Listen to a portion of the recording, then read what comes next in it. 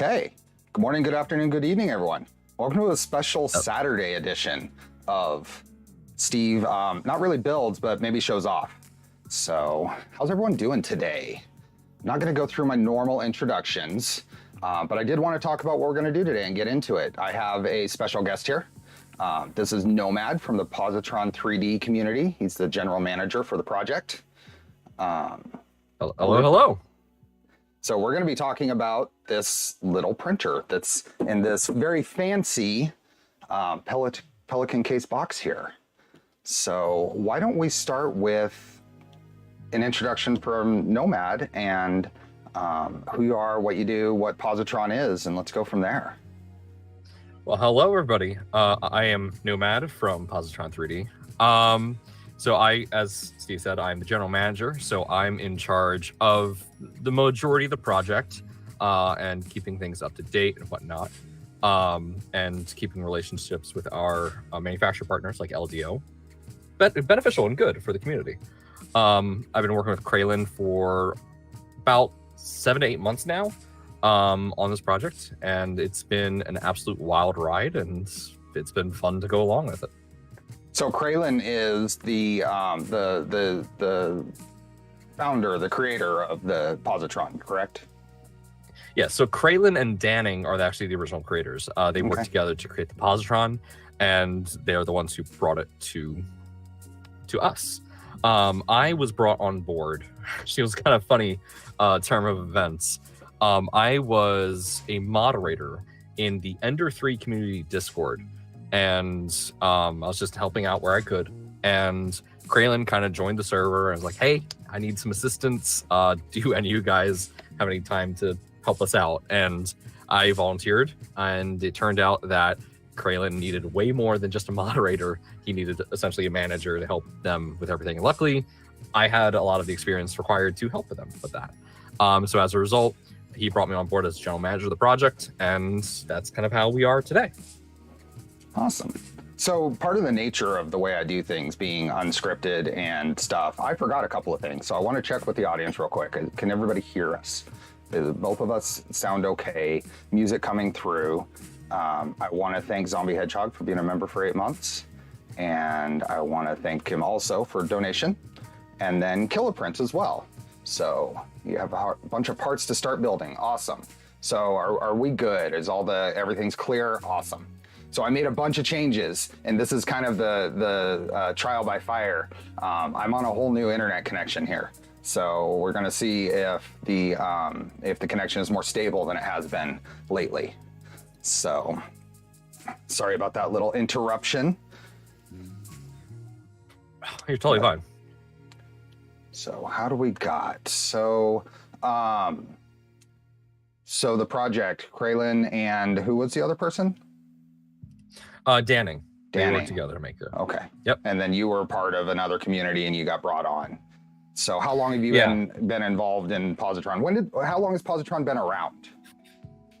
So it's been around for a couple of years, because Kraylin originally posted his first video. I forget exactly the date, but it was a little bit over a year ago. And that was the V1 of Positron, and he continued to iterate on it while in university. And then he was just about to release the V3 and all of the related GitHub documents and whatnot. And yeah, he just like, I think I might need a little bit of help, because when you work on a project like this and you're like, all right, I am happy with the results and I'm ready to bring this open source, you don't really realize just how much work goes into maintaining an open source project, because you can't just drop it and leave it. You do have to kind of maintain it and take care of it. And so I was brought on to help with that, to help organize everything, talk to manufacturers, do all the corporate speak, because they didn't have any experience in that. I've been working in corporate IT for about 8 years now. So I have that experience. I was able to help. I was very happy to. Awesome. It's my understanding, my outside view understanding as I came into this. I watched some of the early, as soon as it came on my radar, I watched some of the videos Kraylin had put out. It was just a very cool, very different printer. But this started out as not necessarily going to be an open source project that wanted to be a commercial product, sort of. Is that on the right vein? I can't say for certain what Kraylin's original intentions may have been.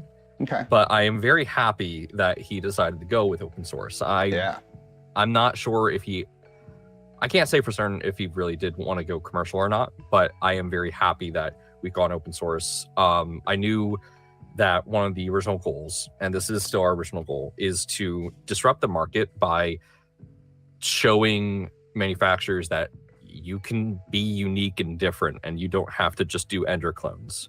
That it's interesting, fun, and people want something different. So that was kind of one of the core ideologies.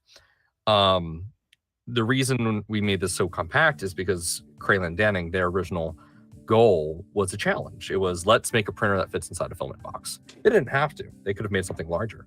That would also have been that would have worked great. But they wanted to really challenge themselves. And I'm a big proponent of creativity spawns from restrictions. Like, for example, my favorite example is Banjo-Kazooie. So much limited space on that cartridge on the N64. Every single voice line you hear in that game is the exact same voice line, just sped up, slowed down, pitched up, pitched down. And that is a very creative solution to a very wonderful game. And I think having that restriction of, we got to make this fit in a filament box, allowed for Danning and Kraylin to really be creative with their design. You know, they originally had belts as part of the kinematic system, but then they went to synchromesh. And that opened up the door for a more compact design and some more possibilities. So, as we saw in the videos, as the design evolved, the build volume in basically the same footprint increased significantly. It's got an impressive build volume to footprint right now. Yeah, it is insane. Like that, I was in the same boat as everyone else. When I first saw this coming out, I'm like, holy crap, this is insane. And like, I could not wait to get my hands on one or to build one myself. Because for me, I 3D print a ton.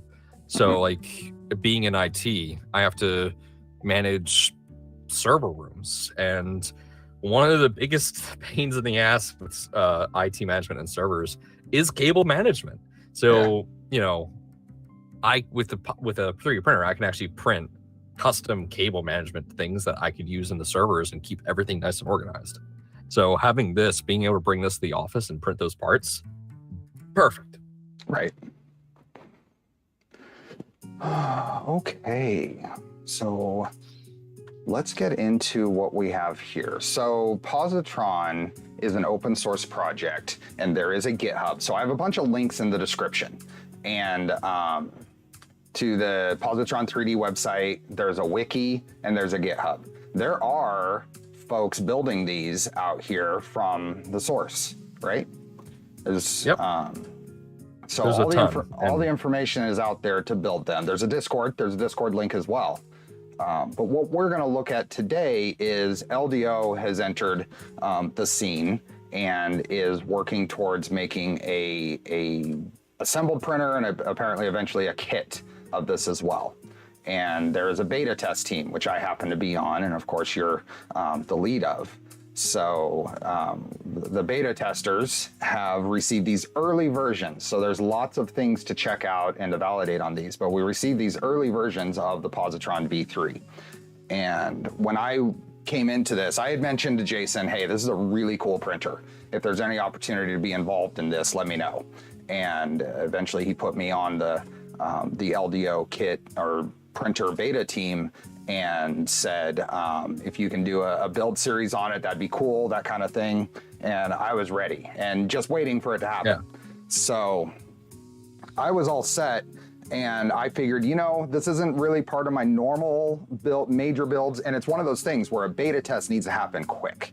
If you get something, you can't sit it on the shelf for 2 months. You have to open it up and start poking at it. So I had planned on starting a build series in January-ish, and I was going to do it during the week, evening streams, so I could get right into it. And then this arrived, and it arrived in this really cool case, and it arrived assembled. And I was not expecting that all the way up until the point that I opened the box. But that's okay.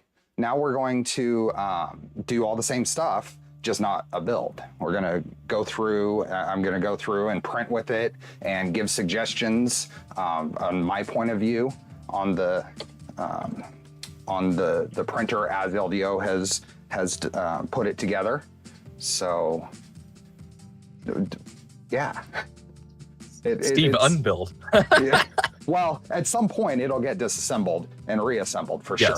But one thing I do want to address real quick. Yeah. So you mentioned that we have a wiki. It is still, that itself is in an early beta stages itself. There's not too much documentation on it. We know that people really want a build guide. We are working on that. Now that we have this LDO kit, we're going to be disassembling this and actually making a really, really nicely intuitive guide on how to assemble one. So that's coming. Awesome. PF Dennis, thanks for the gifted memberships. Much appreciated. So let's get into this. Let's open it up and show you the presentation because it's really rather neat. And we'll get this out and set it up and kind of talk about the specific bits and pieces of a positron and what makes a positron with a visual aid.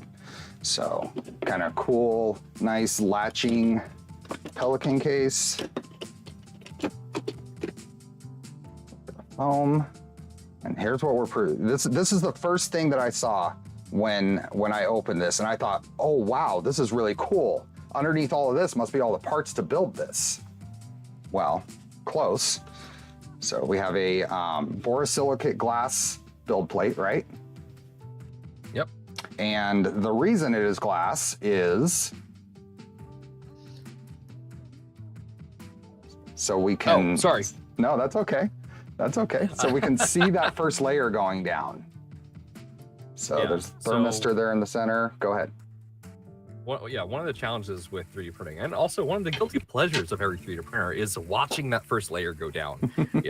We all know, all of you have sat there and watched your printer print.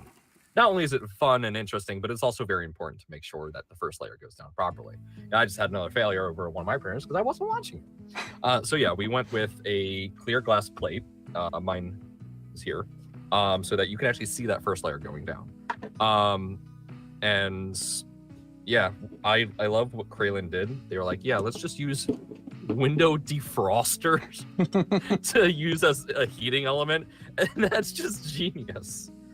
But we have seen people make fully clear build plates that will be available at some point from other manufacturers, which I think that itself is going to be pretty cool.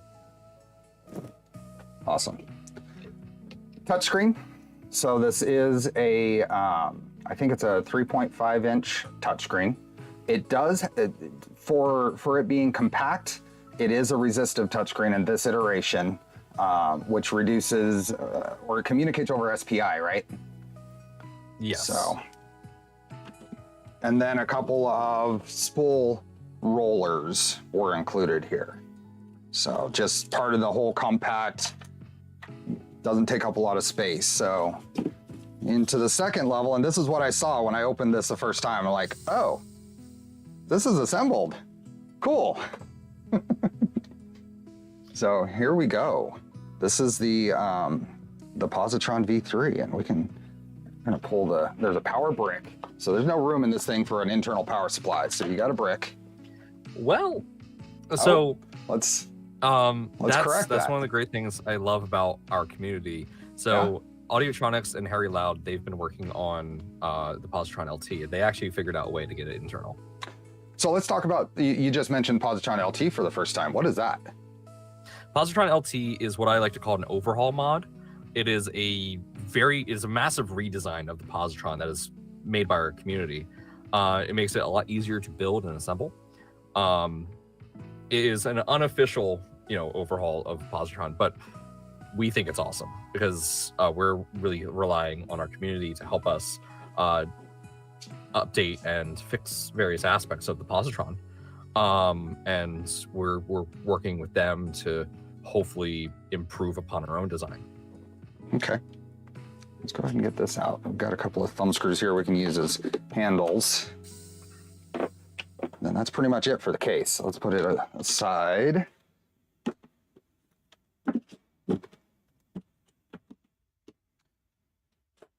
Now, from what I've heard Jason say, the first of at least the initial run of these are going to come in these cases, right?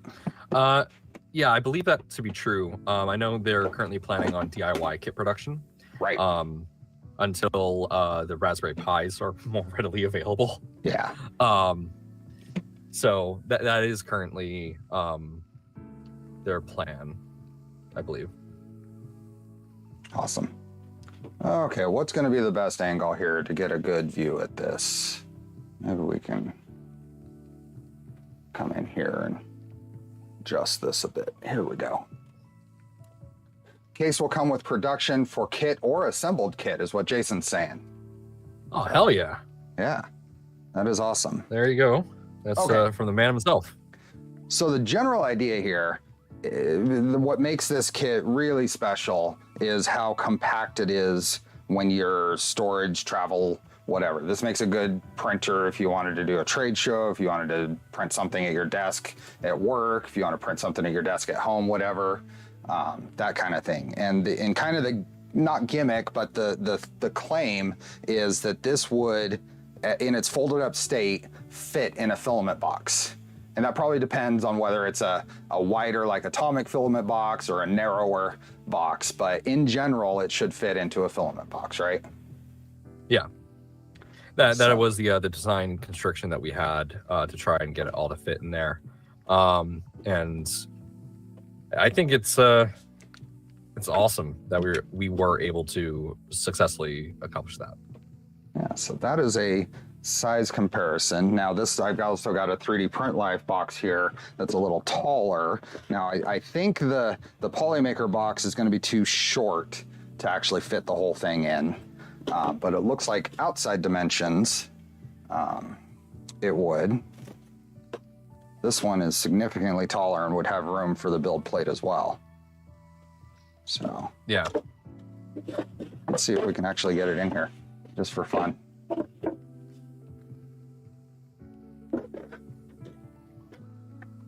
There you go. I got a bearing over here that's in the way, but we are, oh no, we are very close. Very close. Okay. We don't have I think when Kralin designed this, I think they had a slightly larger filament box. Just gotta do the slightly larger. Those are the only two boxes there's I no can find. industry standard. I've been throwing all my boxes away because they take up too much space. Okay, so let's fold this thing out. So the printer is a Core XY design, right?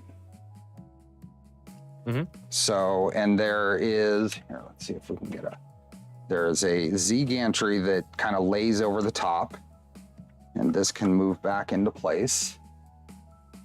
Get a little, there we go. So, and then stored in the deck here are some thumb screws that we need. There's a thumb screw here that goes in the back and holds the Z axis into place.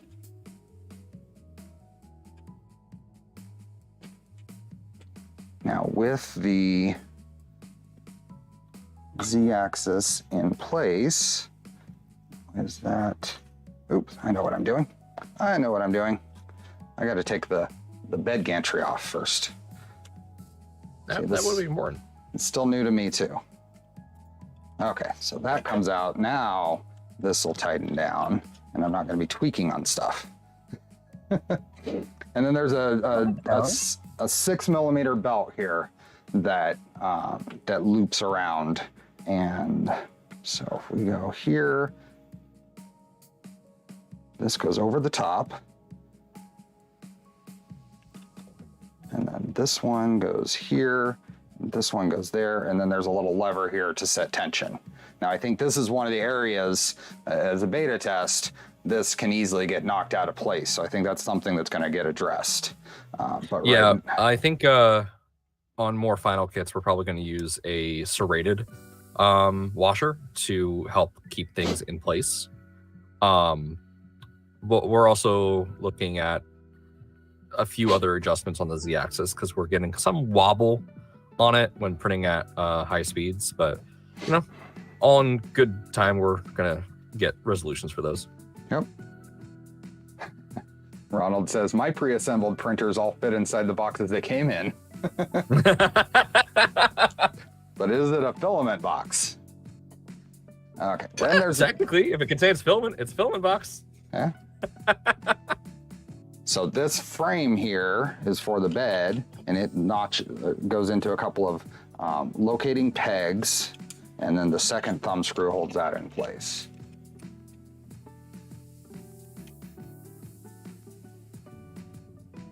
So there we go. And then PTFE tube goes into the coupler on the extruder. So the extruder's back here. It is a Bowden setup. It is a fairly short Bowden though. So that is a good thing. And in the bed, making sure the thermistor is up because this does print upside down. This all goes in here, and then there's a pogo pin magnetic coupler at the back for the electrical connection. John, pause the stream. I need to grab coffee. Okay. I just need to order a 3 kilogram spool, and then it'll fit easy. There you go. What's the difficulty of use? Like, would a 10-year-old be able to understand if they wanted to take part in 3D printing? What do you think about the appropriateness of this for a younger audience? I'm going to say this printer probably would be more for advanced 3D printers. Because one of the problems with this, and also one of the more unique aspects, is printing upside down. But because of that, it gets dirty a lot faster because your nozzle's like this. This is the official nozzle that will be on the LDO kits. This is actually made by Fadus. These will be available for general public. I'm still talking to them. They've been on vacation for a little bit, but we're going to hopefully get those ready for everyone to order. But because it's like this, getting filament on the nozzle is going to happen. That is a guarantee. It is not like you gotta be careful. It's going to happen. Yep. And you obviously don't want kids having to clean this because, you know, getting kids near 200-degree nozzle, not a great idea. So I would not recommend this for novice 3D printers or kids. This definitely would be for people who've built a Voron, at least. Yeah. I'll give them a little bit closer shot of the hot end here in the printer. So this is our 90-degree angle, this Fadus hot end in there right now. So, okay, so the bed's in. Go back here. And what do we got? And then the screen. And at this point, it's assembled. Yep. Okay, we're done. We've built it. No, stream's over, guys. Thanks. Yeah, no, it is. It's pretty good. I think at East Coast Rep Rap, we were able to get this thing up and running in like less than a minute. Like I think it was like 40 seconds it took to actually unbox everything and put it together. So yeah, this thing deploys really quickly. Yeah. Is this actually a true Core XY? I think it is. It's just the layout, it looks weird to people because in order to get this build volume, you have to turn the base 45 degrees. It is a true Core XY, just not in the way you'd think of it. Right. The motors are inside. Actually, if you look, there's two white ones right there. These are your steppers. They have a special synchromesh pulley on them. And is that pressed on or is there a set screw? That's a great question. I think I haven't pulled there's it a set apart screw enough. and those are pressed on. Okay. I'm not exactly sure how LDO has assembled that assembly. We will be dismantling it at some point in the future, and we'll have a really good breakdown of how it works. But I mean, they've been pretty good. The only ones, oh, actually, mine's popping off here. We know that the wheels in the back that are on the actual gantry itself, those are prone to falling off, so keeping an eye on them is important. But that's the importance of a beta kit.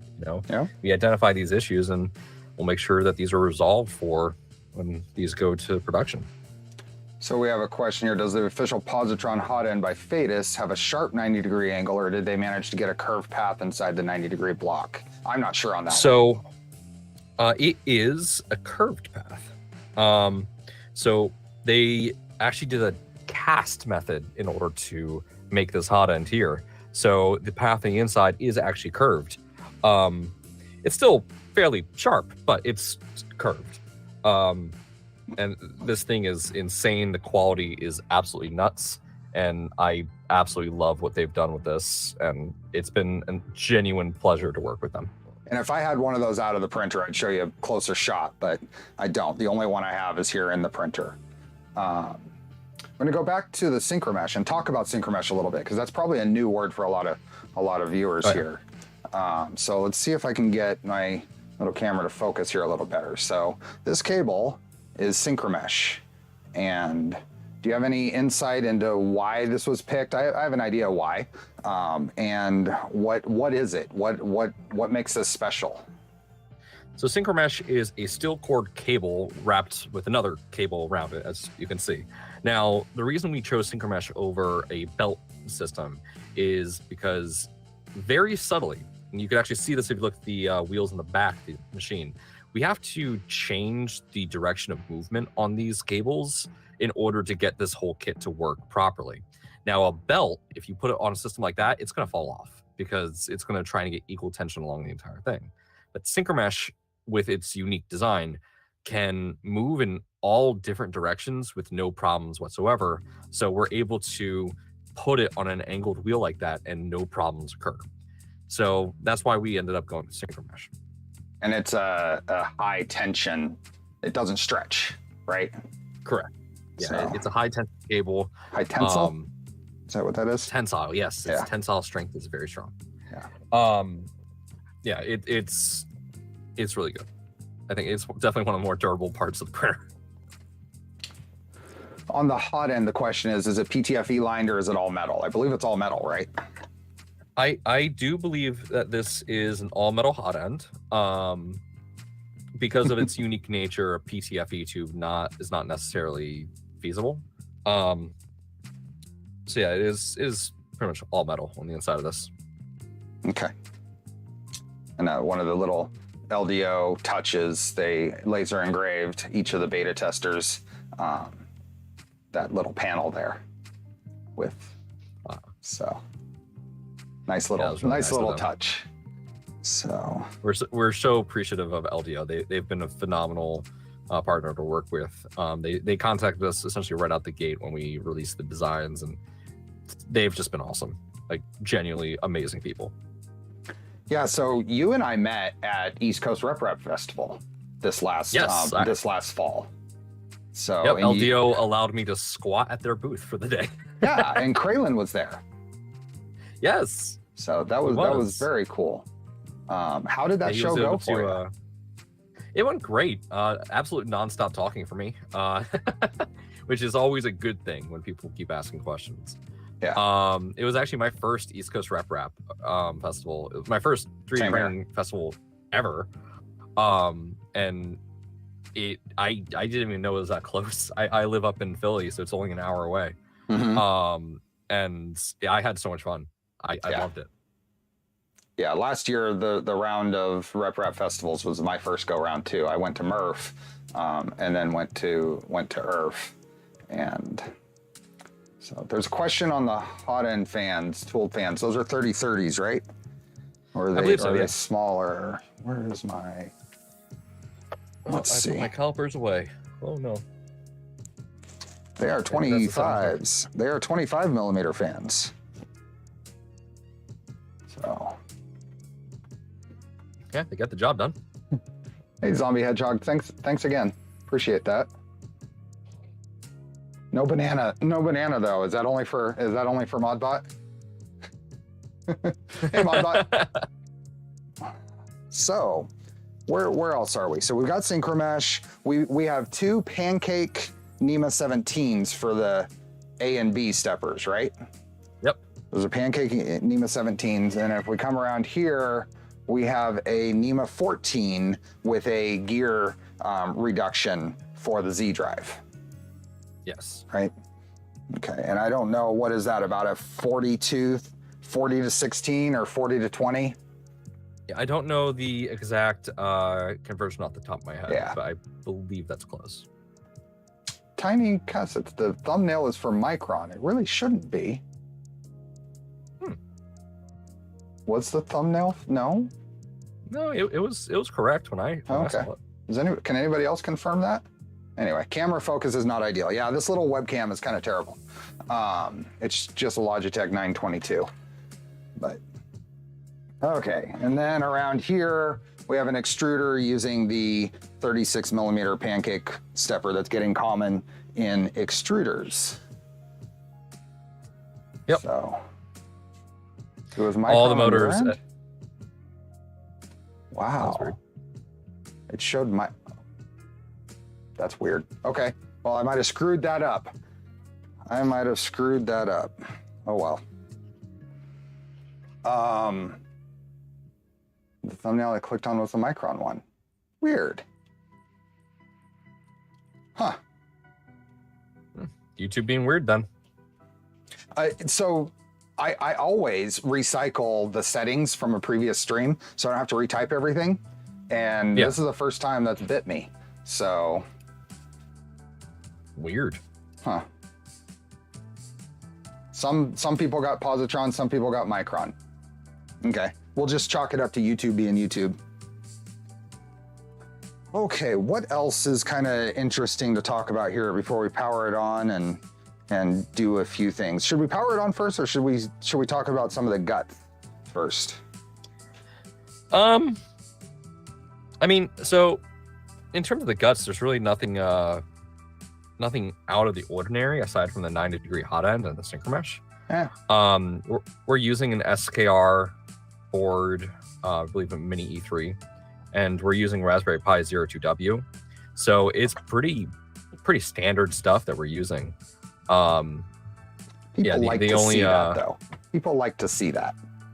Yeah, let's go ahead and show them. If this is your first time removing that, be careful. There are a few washers. I've removed it. I had to get to the Raspberry Pi. Before I do that, though, the other part of the motion system we didn't really talk about are the rails. So we have 3 different rails here. We have 3 different rails. Yes, we do.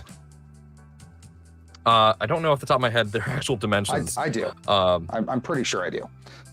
So the X rail here is an MGN9, and it's probably an MGN9H. The Y rail is an MGN12, and probably because the spacing on an MGN12 carriage is the same as the spacing between the mounting holes on an MGN9. So then you use those 2 of those mounting holes on the MGN9 to bolt into the MGN12 carriage to get your joint here in the middle. Yep. The Z rail looks like an MGN9W, which is an extra wide version of an MGN9. It has an 18 millimeter wide rail instead of 9 millimeter wide. And that was done to try to minimize or eliminate any play in the Z assembly. Now this, in its beta form, remember we're doing keyword beta here, does have some play in the Z side to side. But that is a combination of the peg tolerance here and the preload on the rails. And it sounds like the preload on the rails, there is room to bump that up. Yeah. That's what we're looking at in some of our first major fixes for this. So hopefully that will help resolve any issues. Yeah. So let's see, I am going to wrong thumbnail on the YouTube homepage and right everywhere else. Yeah, it Weird. must be some caching, YouTube caching issue, since I recycled a page. I wonder if that's been the case with others of my streams that I've done that on. So in order to get to all these screws, you just kind of, the compact nature of the printer, you got to move things around as you, to gain access.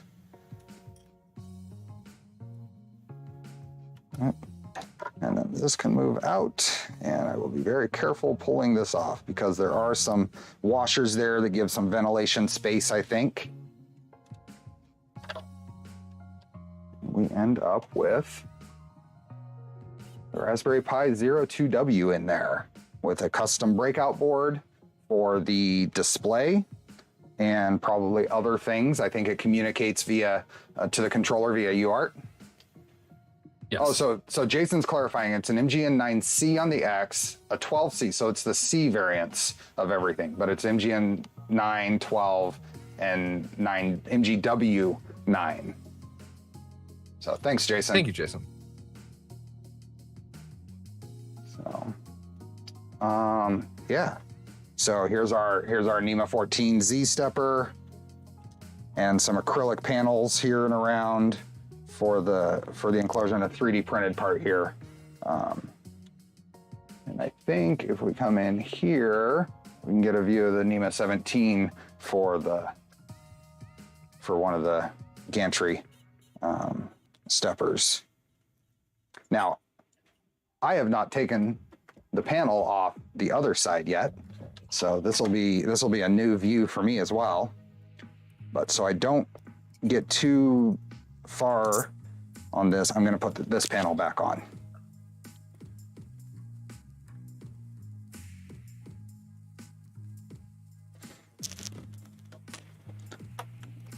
What do we got? How many parts are 3D printed? That is a good question. I have no idea.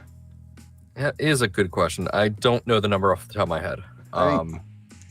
I think maybe let's talk about that, and maybe not a complete answer, but what are some of the things that are custom machined?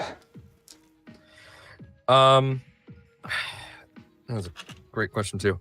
So I know we use custom machining on the. Actually, I have a box that I can show you. Give me 1 second. Awesome.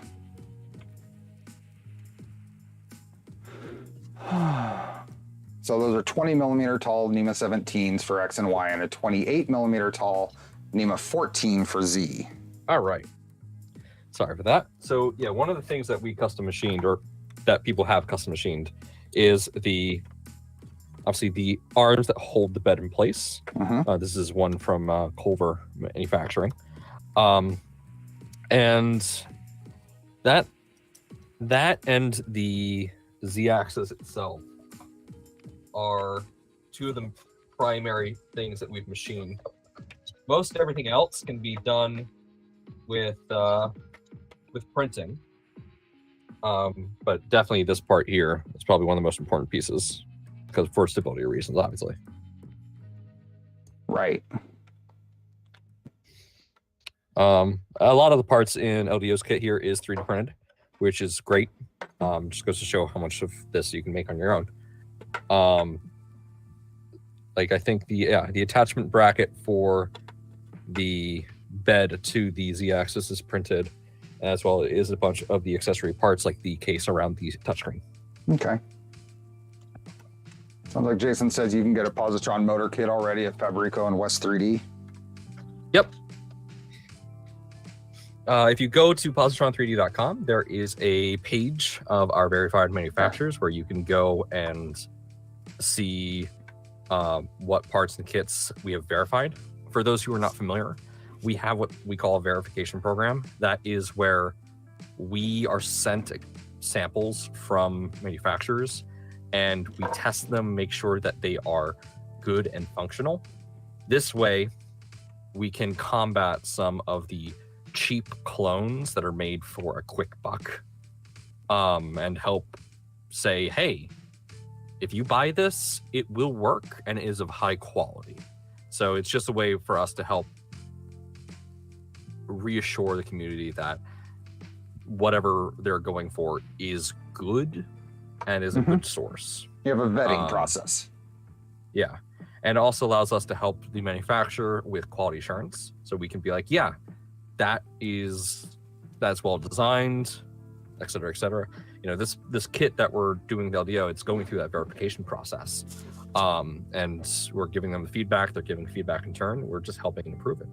The other great thing about verification is we ask that manufacturers give us an 8% donation. As we are an open source project, this is not our primary job. I work IT for a healthcare company, so that is my day-to-day job. I get very little time to actually work on this. So any and all donations significantly helps us continue what we do, helps pay for our servers to host the website and the wiki, and just helps us be able to take time out of our day to focus on this. Nice. So this is the Positron 3D website. It has a lot of information, links, talking about the team, talking about the goal, and so the GitHub and other types of links. If you go over, there is a wiki. We didn't kind of cover any of this earlier. I had looked at the Positron LT page before the stream, but there is an in-progress wiki. This is being populated right now. So yeah, we're currently accepting applications for people to become editors in the wiki. It is an open beta. We are slowly working on populating it with information. It just takes time because updating the documentation, that in and of itself is very time consuming. And since we are a very small team, we're still working on it, but we will eventually be opening this to the public once we have a good structure set in place and we can trust people to moderate and work on it. Right. A couple of things that have come up. Jason's mentioned that some of the sub-assemblies are going to be for sale earlier than the kits. CNC machine parts kits, motors, rails, that kind of stuff. Yeah. Let's see. Is that print bed available now? Not that I know of, but Jason might have a better answer. The important question is, when's there going to be an IDEX version? A what? That was a joke. Someone asked, when's the IDEX version coming out? And that will be in 2055. We slightly broke you with that question.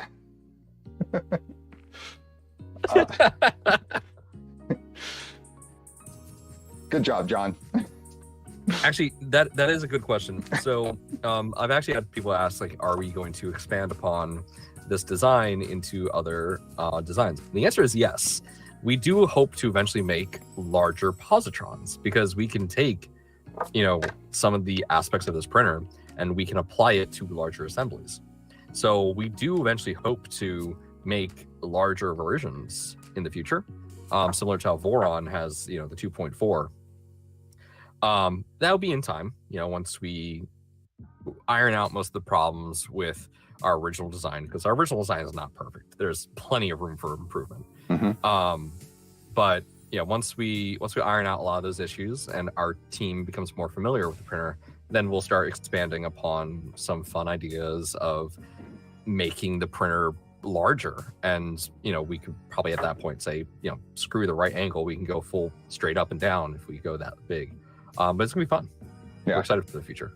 I see a good suggestion here, a resin positron, upside down resin vat.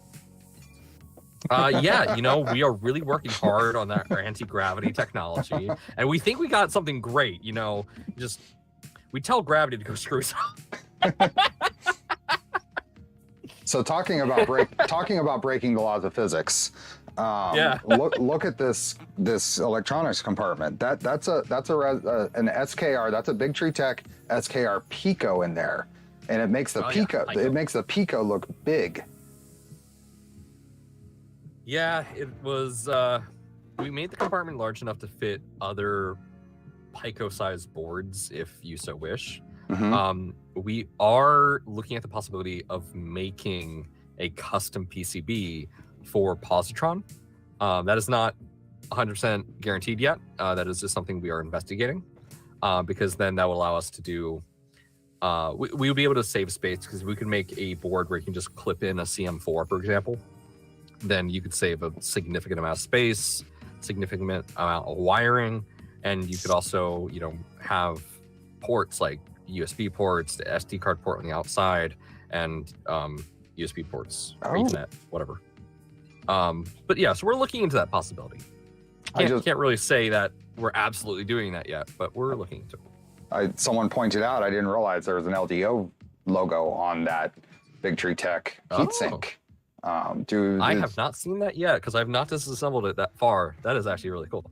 Is Jason still around and give some insight into what LDO might have contributed to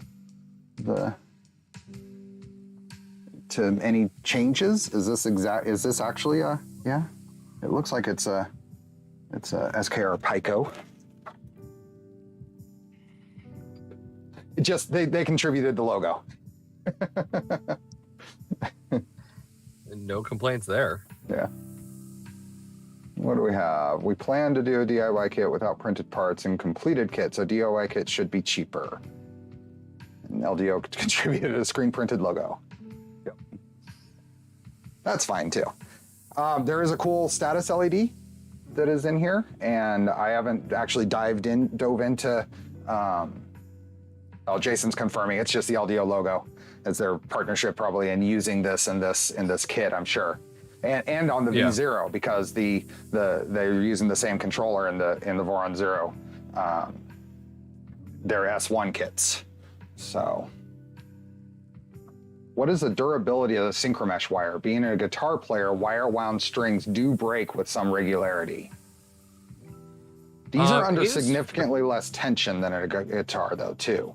So, but go ahead. Yeah, these are under significantly less tension. For this, it's pretty strong. You know, in case of, it's just like a belt, you know, if it's over tensioning itself, it's going to slip on the gears and it's just going to click in place. So you don't necessarily have to worry about like too much tension or whatnot. We do use sensorless homing. So it actually will, when homing X and Y, it's going to keep going until it can't no more. And then it'll know, hey, that's 0. But I have not had any reports of synchromesh breaking or snapping in half, unless like it was during the install process and you over tensioned it yourself. So from what I understand, it's been pretty good. Okay. I'm going to take a little bit of concentration in trying to get this back together with these spacers here. So give me a moment. Are there any other questions in chat you want to answer, or? Jonathan, so for the build process here, it's definitely going to be compact. This kit that we have here, it was pre-assembled by LDO. Excuse me, sorry about that. But yeah, it can be tedious when you're working in a case like this and a form factor like this. It's a lot like building a mini ITX computer. You got a lot of nearly full-size parts going into a very small space. So like wire management is very important. Looks like I managed to hit all of these without dropping any. So nice. We'll get this thing powered up and go through the whole homing and maybe start a little print here. I'm still pining for an LDO Trident 300 kit. There you go. Tridents all the time. So I have for those that are new here and for Nomad's benefit, I have a biased opinion that everybody should be building a Trident. So. Oh, I agree. Yeah. I'm in agreement. Cool. Jason, the wonderful man that he is, he sent us over a 2.4 kit. And I've been assembling that. And it's awesome. But I also, with that experience, now I cannot wait to do Trident myself. Perfect. That's what I like to hear.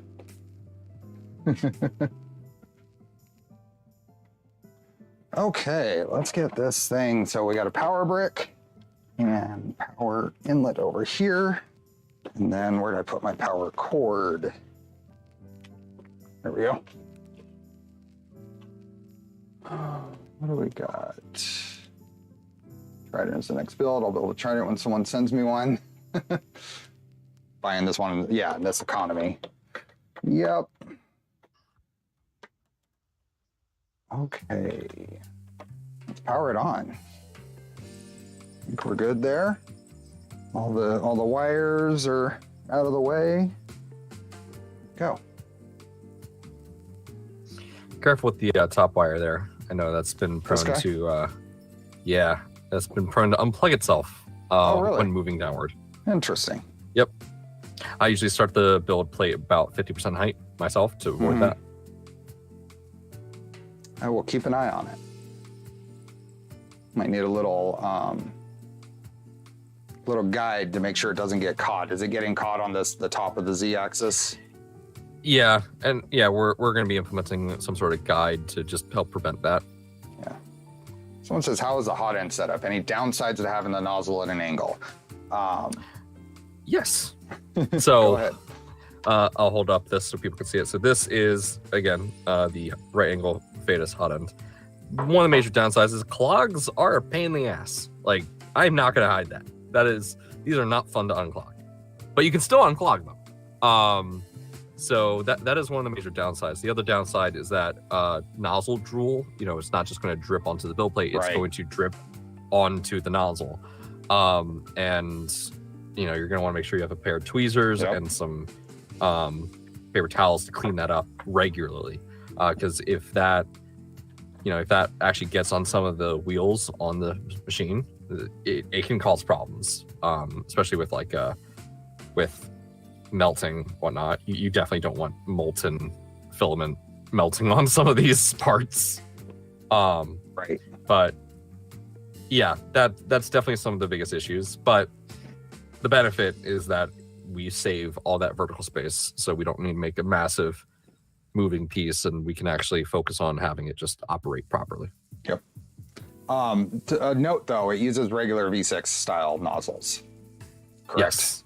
It's not a special nozzle. It's a special heater block and heat break setup, but the nozzle is regular nozzles. Very, very standard. I actually have one from another printer, and you can actually tell this one is fairly used. It's pretty dirty, but just screws right in. Yeah. I do have a question. I've had a few questions here about comparing Vorons and that kind of stuff, and I very much appreciate the questions, but I want to save those. If you want to come in tomorrow, I will be doing a Voron-focused stream, and we can talk about that too as much as you want. But at this point right now, I don't want to get into that for this stream. So the other thing that came up was power supplies. So this power supply, it looks like it is a 200 watt, 24 volt power supply is what LDO is included in here. So. Yep, pretty much. It's just like a fancy laptop power supply. Pretty safe. I personally prefer it. What is the intent, and what are some of the things we can do with the LEDs that folks are noticing on here? You can customize them to your heart's content. Yeah. They're fully addressable. So, if you want to customize the color of what the LED is, then you can do that. By stock, it is designed to tell you, hey, this printer is hot. So when the LED is red, that means that the hot end is on and you don't want to touch it. When it's green, the print is finished, stuff like that. So it's pretty straightforward right now. But yeah, in the firmware, you can customize it however you want. And I want to just continue because Nutoloso was asking those questions before, and I completely understand, and I hope I don't offend anybody with that little trying to keep this a little more on topic today. So I would appreciate if you show up tomorrow and we can talk about that other stuff. Are the LEDs? I thought these were really cool LEDs. There's LEDs that go along the Y rail. Are those part of the regular design? I believe so. Neat. I believe so. And what is that? Is that a strip, or is it? Oh, it looks like it's LEDs at the front and then some acrylic diffusers. Looking at it a little closer. You know, I think that is what the case is. Yeah, but it looks cool. It's a neat look, especially when the lights get dimmer. Let's see if there we go, a little bit. Yeah, I personally love it.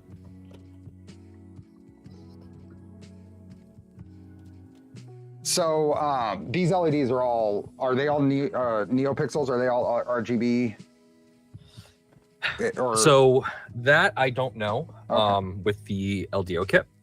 Yeah, I can't say for certain. Okay. Yeah, we designed it to be generally able to be used with any LED. So. Right. So they're in any case they would be programmable via macros to whatever, like you said, whatever you want.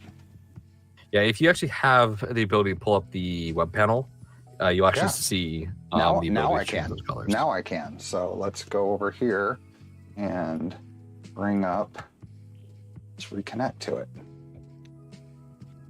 Yeah, so I believe if you scroll down, you'll have the option to change the colors. Yep, right there. Fans and outputs on the right there. Yeah. Here we are. We have a WS2812, and we can change that around, huh? What do we change? Are we going over to green?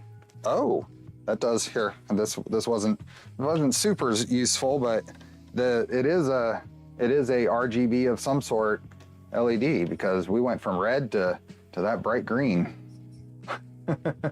Nice. Yeah, so you can fully customize it however you like. It's really useful for status indication. Purple. Kind of an orangish red. Some blue. Nice. Here. Well, we'll give the shout out to LDO and leave it at blue for now. Hell yeah. Okay. Let's see. So, as mentioned before, it does do sensorless homing. We go ahead and home it.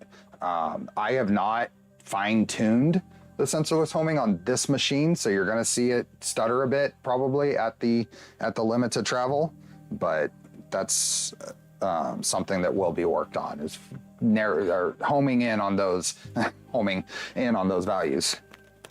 Yeah, our team is working hard right now on rewriting the firmware, or rather the printer config, so that it can work far more efficiently. But yeah, so far it works pretty well. And as it's homing Z, what are we doing here for a Z probe? So we are using an IR sensor as the Z probe. Now, we are aware of a issue with the IR sensor with homing. Sort of makes me gassy. So we are using, obviously, glass bed. I have a PEI coating on my bed here, so that's why mine's yellow. But obviously in between each of these, which I guess I have to turn off the background blur here, there is the heating coils. And the IR sensor, even though it is the same distance from the bed to all of these, it's going to measure differently because of those strips. So it can be a little funky with homing, but for the most part, as long as we tell it to sense between the lines, it should remain the same. Yeah, there's the IR sensor right there, the dark one there, and I think these are the detectors. So that's the emitter and the detector, probably. Yes. Maybe I can, here we go. So the emitter there, I think, and detectors, or the other way around. All in this is a custom PCB, and that focus is terrible. This is a custom PCB from LDO for the tool head, right? Yeah, and I love it. It is genius, and it is a lifesaver. Yeah, similar to Duet has a very similar sensor available. This optical sensor.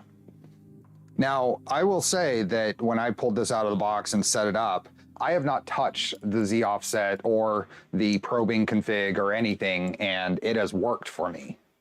Out of the box, the testers that wrote the firmware, they did a pretty good job.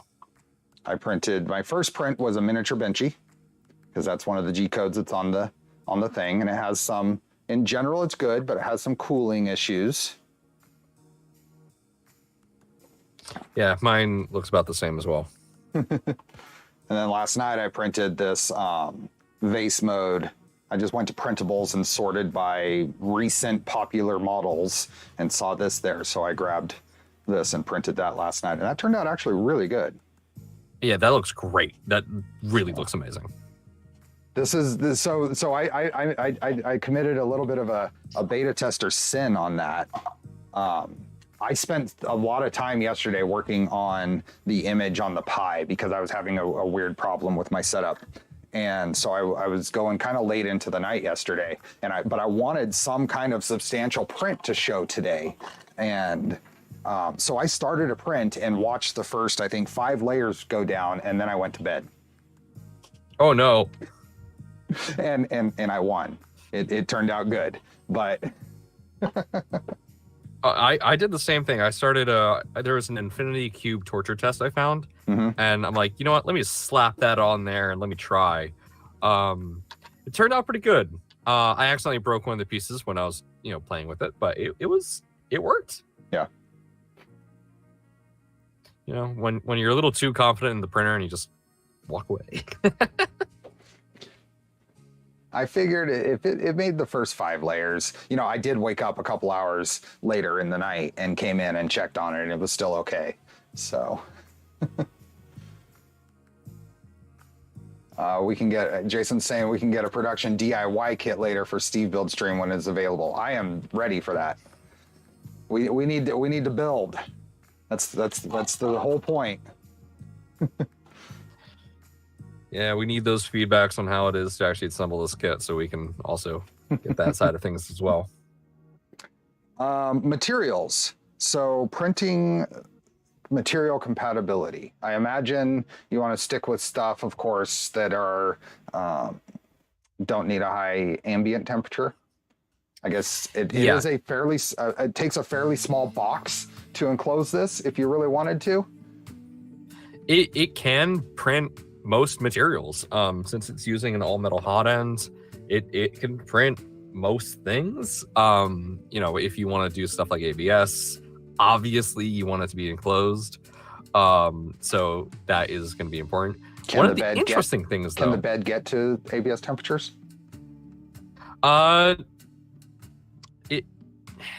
It depends. Depends on exactly how it's built. That's some of the testing that we're definitely going to be doing. I know this bed heats up pretty well, so it's possible. We're doing those verification on our side. I know that Kraylin was able to get up to those temperatures with his design and his original kit, so it should be able to. Should. It's going to be interesting to see. But yeah, it should be able to do most things. One of the interesting things with the upside down printer, hot air rises, so you'll be able to create a shroud, and that will help with, maintaining temperatures. Like, I know that's one feature in some slicers where you can create a shell around the print. Yeah. So there's definitely some interesting properties with high temp printing that I'm gonna be very curious to see what people can do. Yeah.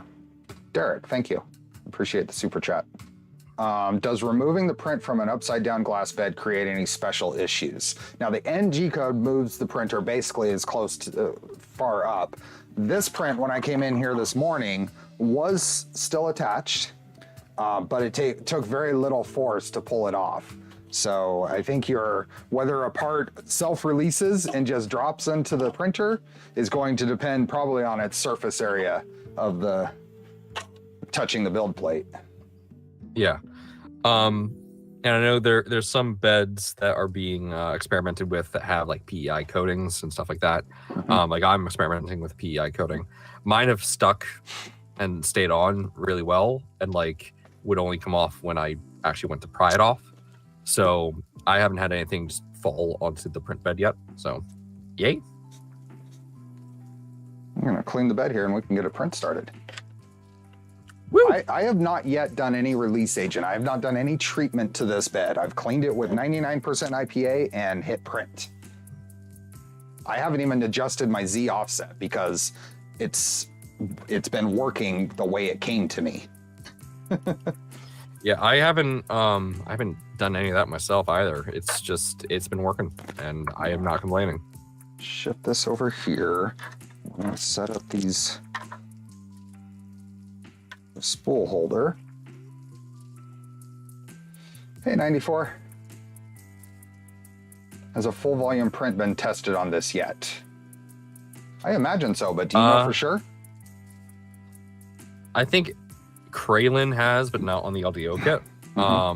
But we are working on that. We have some issues right now with printing on some larger sizes because of some wobble issues. But we are working on addressing that and fixing it. But I mean, yeah, this thing can print pretty big, and it's pretty impressive. A couple of questions I'll address in series here. Can you remove and throw the bed in the freezer? Sure, but the thermistor comes with it, so you're going to create an error in Clipper when you do that. So just be aware of that. Another one is this is borosilicate glass, so you should take precautions if you're printing something that has a tendency to stick too well to borosilicate, like PETG, right? PETG is known to take chunks out of borosilicate, so I would use an interface layer for that for sure.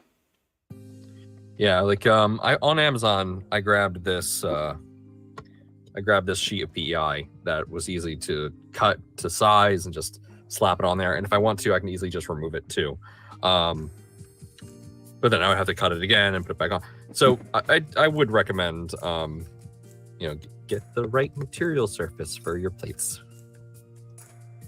So I'm just, via the interface here, I'm just preheating for PLA so we can load some filament. These build plate holders here are spring loaded, but they are printed parts. Yeah, they hold it in place. We don't actually have these. I don't think we actually have these in our original design. It kind of just lays in place, but these are brilliant. Yeah, it adds a bit of stability to that. All the wiggle here that we're seeing is in these joints back here. And like I said before, there's room to go to a higher preload Z-rail. I think Jason mentioned that this is the lowest preload right now. So they'll go to the next level. And then there's some machine parts here that can either be tightened up or a different coupler can be used right here. Yeah, we're looking into different coupler designs. We're hoping a higher tension preload rail will definitely help. I think that might be one of our biggest problems. But then couple that with an improved joint connection, then that will just really solidify the entire assembly. Yeah. John's asking about belt or Z wobble. And in general, the Z assembly itself, this mechanism back here, should not have any wobble. You may see some Z artifacts based on what your PID tuning is for your bed temperature, or if there are other factors that right now in this current beta version is causing this to move. But you shouldn't, with a belt drive here and the linear rail, you shouldn't get vertical artifacts out of that. You shouldn't. Shouldn't. There are other things that might be impacting Z print quality. We look at this again. Let's see if that'll even focus here. Maybe we go. That's clean. That is a clean print. I got some stringing, I think, there. I don't think that's anything missing. I think that's filament stringing there. But I'm sure the pattern is kind of impacting the way the camera is viewing it as well. This is glossy first layer being glass. I that's probably one of the best prints I've seen out of our test kit so far. And I grabbed, so I printed this by, I sliced it in Prusa Slicer. I grabbed a Prusa Mini profile. I changed the retraction and put it in vase mode and hit, well, I did a 2 parameter test print here to check my extrusion multiplier, adjusted that, and then hit print on this one. So, you can share that profile with us. That would be greatly appreciated. Sure.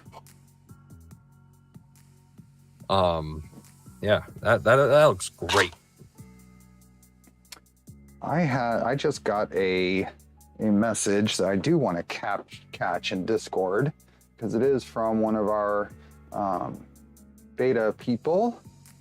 Oh, Crazy Zombie's asking for the profile as well via DM.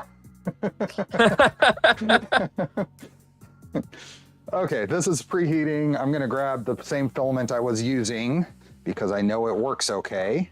And that's some of this Polyterra here.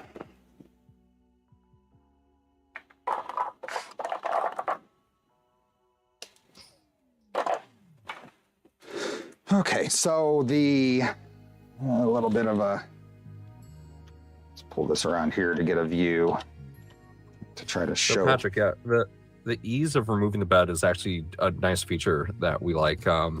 In Kralen's original firmware, which we're looking to implement this feature on the LDO kit, you can actually remove the bed and it will pause whatever print is happening. So in the case that, oh, hey, we detect the printer's disconnect the build plate, we'll pause the print, and then, you know, hopefully you can continue without major error. But what's really nice is that because it's so easy to just pop off and pop back on, you can get multiple beds, and then, oh, one print's done, let me slide that on and pop on another build plate and move on. Reset clipper in between because you've caused an AVC error. Yeah, do that too. Actually, I've been able to unplug this and plug back in with no error. Oh, well, I mean, you can set your min temp and that thing because it should go to whatever negative, whatever thing when you pull the thermistor. I wanted to show a little close up, and it might be a little difficult to see, but the filament path goes through the rear Z. It goes in that little blue PTFE. It looks like a Capricorn tubing going through to the extruder. So I just wanted to show that real quick.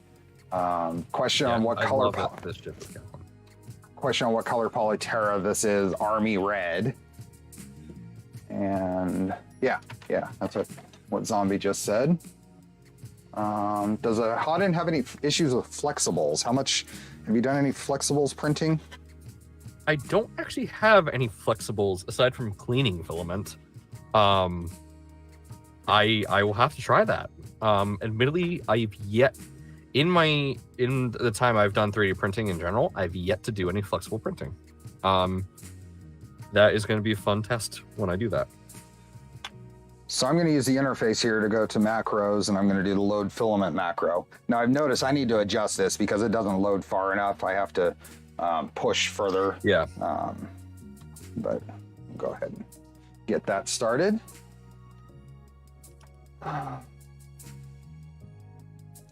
Yeah, I have the Army red and I have the equivalent. I don't know if it's called Army blue, but the equivalent blue, and I really like those colors. Yeah, that's a very vibrant color. I might be getting that myself. I heard you speak about printed parts earlier. Was it mentioned how many printed parts are there on this setup? I don't know. Yeah, I can't say off the top of my head. There's been some modifications that LDO has made to the original design. So there's definitely more than normal. But if you actually go on the wiki, there is a full list of all printed parts from the original design. Awesome. I'm going to do a little web interface, quick extrude, just to get this fed the rest of the way.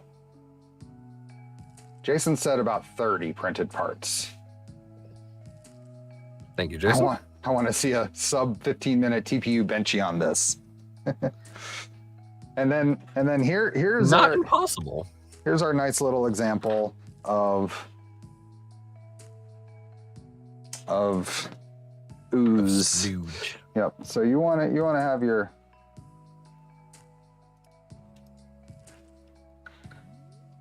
tweezers handy.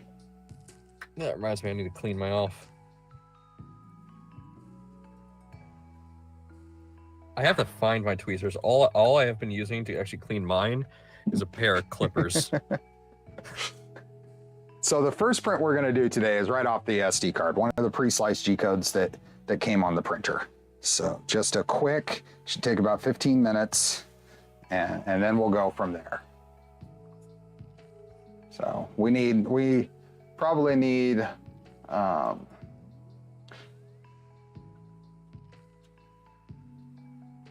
Oops, did I accidentally? Oh, I accidentally hit retract. Oops. Extrude. I'll have to do it twice. There is a silicone sock on there.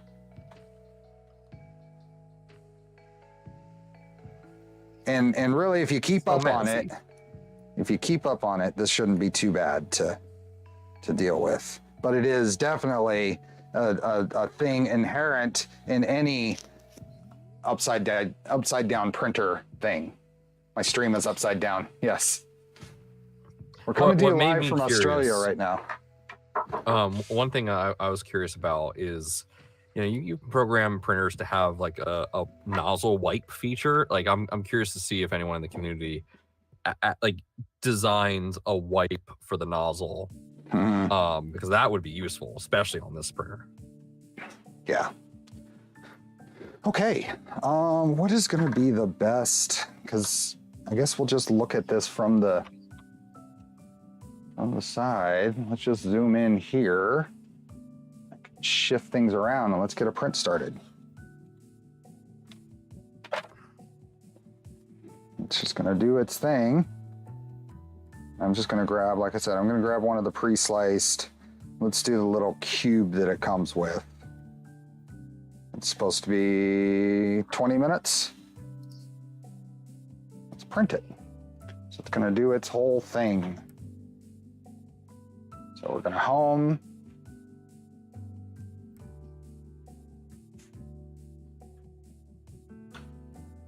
And home nice and uneventfully that time.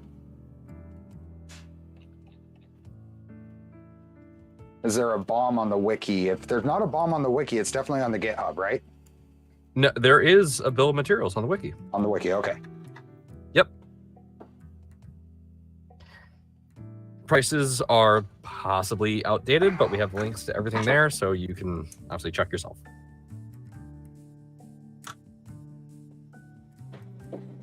It is sensorless, Yes. so it just uses the resistance of the motors to determine when it has homed. And it doesn't do a mesh, it does a 4-point Z tilt. And it's not really a tilt, it's a, what do they call it? There's a different term in there. It does a 4-point probe for creating your, basically your mesh. But it doesn't have to be a 3x3 or whatever. Oh, and there it goes. Yeah, for whatever reason, it's your stock firmware that came with this isn't doing all 4 corners of the bed, but we're working on fixing that. See if we can get this to focus well enough. You can see that right there, right around the center there. It's doing its thing. Now it might be a little close this time. This will be it looks like it's a little close. It is laying it down. I know a plane is identified by 3 points, but it's probing 4 points to generate that. Not saying it's correct. I'm saying what it's doing. Yeah, we're working on the config.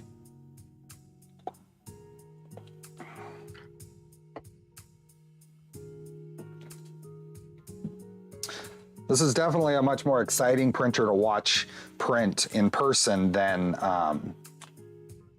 at this camera angle. Oh yeah. I don't know if here let me switch this first, and I'm gonna see if I can get my camera to just sit on my table here and see if I can get a from the bottom view. Ah, there we go. Oh, there you go. That's not too bad. It's gonna do some funky focusing, I'm sure, but put the camera upside down. It is funny. One of the testing apparatuses that we're going to be using to test parts of this printer is literally flipping the printer upside down, so that's right side up. Does that make everybody feel better? All is right in the world until something falls up. Yes. Okay. Whoop. Need to mount a Raspberry Pi cam on the base. Oh, it could. Yeah. There's probably room somewhere to put a camera in there.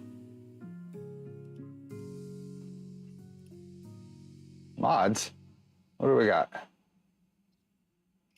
Oh. A plane is defined by its ability to fly. Aha. I do not have any lava red from Polymaker.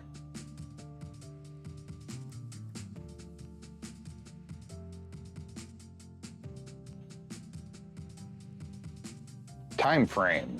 So this is early beta. So really, this has been in LDO development for 5 or 6 months, which is not a lot of time. And the beta testers received these about a week ago. So maybe a little more.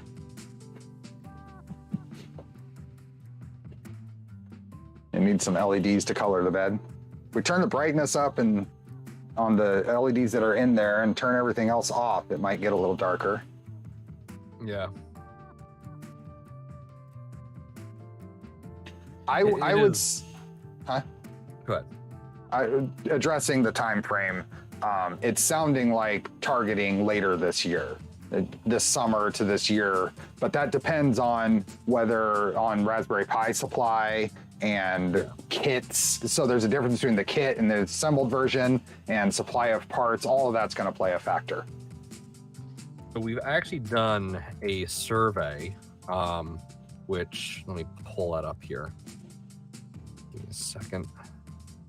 And I got to say, I am super pleased with and I'm going to knock on all the wood I can find. My connection has been stable with a guest. So this is good stuff. Let's see here.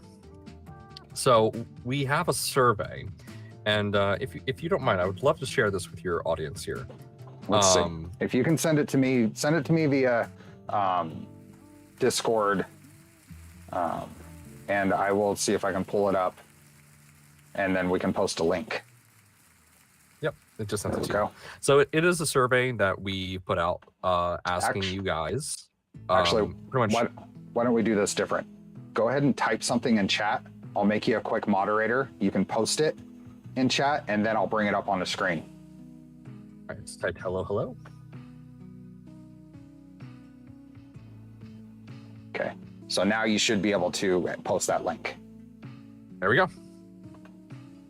Okay, and then I'm going to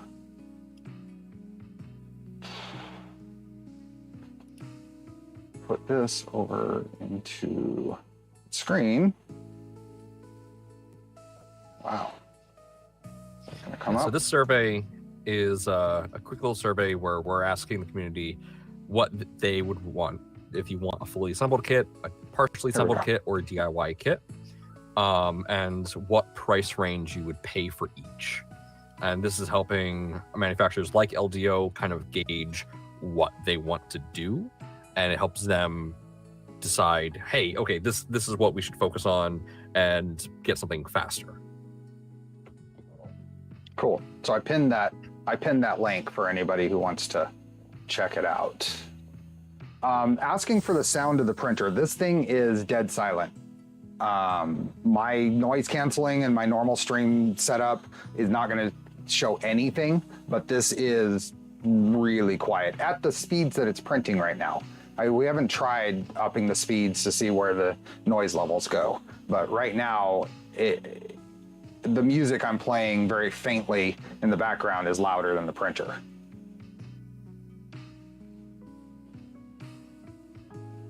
So I don't know what your impression is on yours, if you've had it move around enough to get a sound evaluation.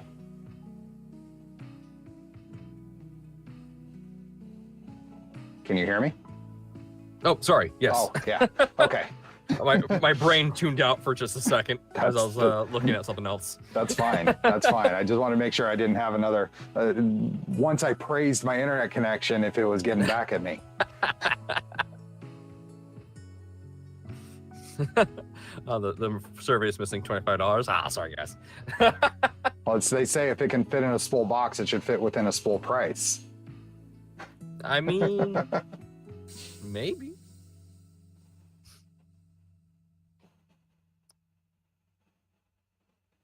Let's see. Hey, pushing plastic. So yeah, I mean, back to the sound. There is no significant noise coming off of this at all. So I think even if I had a microphone that could pick that up, it wouldn't be. Yeah, it's I do like how quiet it is. Yeah. Domenico, what's the extruder like on this? Customer off the shelf. It's semi-custom. Fadis is making it for this printer. Yep. I don't know what its availability will be in general, but I think probably the like many things that we talk about on the channel, the level of inquiries and demand is going to push production. So if you're interested in that, I'd reach out to Fadis. We're working with them. They've been on vacation for a bit, and we're getting back in touch now. Yeah. That they're back, and we're going to get that available to the general public soon. Yep. But in general, when people are interested in things, they should inquire with the places that make them and places that are distributing them, because that's going to help them gauge demand. Yeah. I do want to address something real quick. Yeah, there is a kit available on AliExpress from a company called Funzor. I'm going to advise caution with them. There's reports that they've claimed to reach out to us. I have not received a single communication from them. So, okay. Take that as you will. They have not spoken to us at all. Yeah. Sounds yeah. That's not good. I hope they reach out to us. Like it's one thing.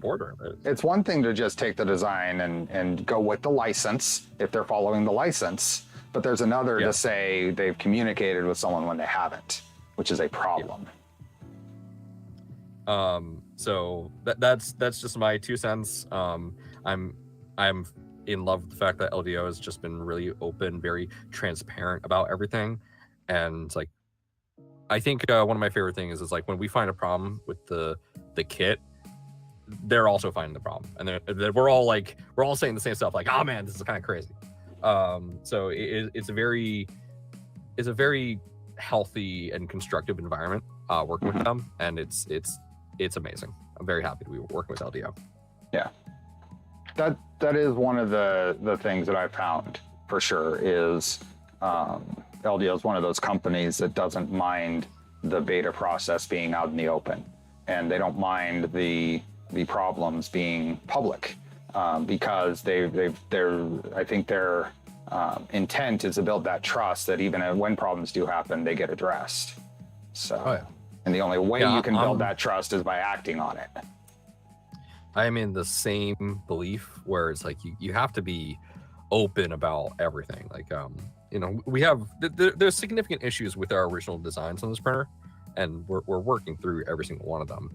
Our upside down printer design is not perfect. There's definitely a lot of improvements, but we love working with our community to implement those improvements and to improve upon the design as a whole. Yeah.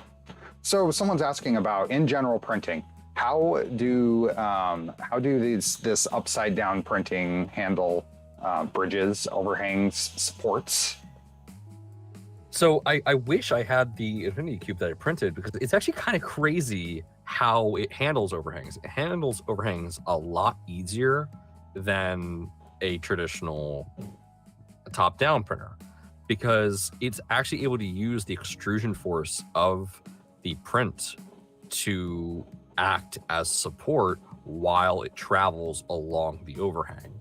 So it's able to make overhangs far easier to print without issues. I had an example overhang test from East Coast Wrap Rep, but I don't know where that is currently. Is under all this junk on my table? No, it is not. So it's able to handle overhangs very strangely, and like it's just weird. I would imagine that there's probably some things that you're really surprised at how well it does, and some that you kind of, okay, that's a little weird. Yeah. And this is honestly the 1, 2, 3, 4th print I've done on this printer.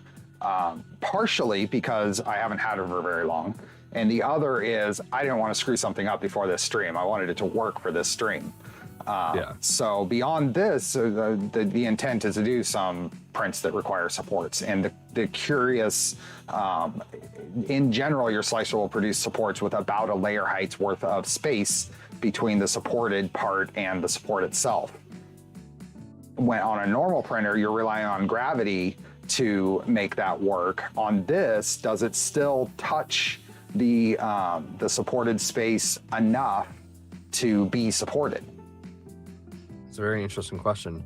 I know one of the printer tests that I love to do is called the Benjin, a little engine model that is a print in place model, and I love it. It's great for testing things like overhangs and Is that this guy? Clearance tolerance. Yes, that's it. I love that print, and I can't wait to actually print that on the Positron. I also love the torture toaster. Going to be printing that as well. I think those are definitely going to speak volumes on how it works. There's a ton of printer tests that you can do. It's so weird how literally turning a printer on its head changes the physics of how it works. Yep.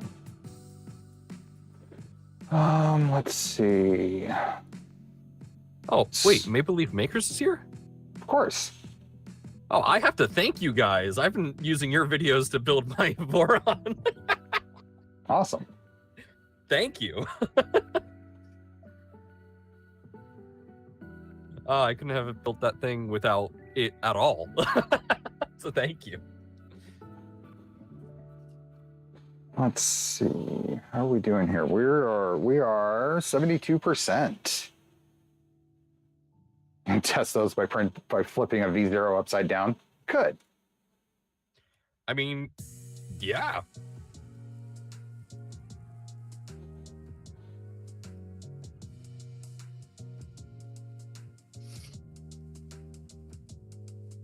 Let's see.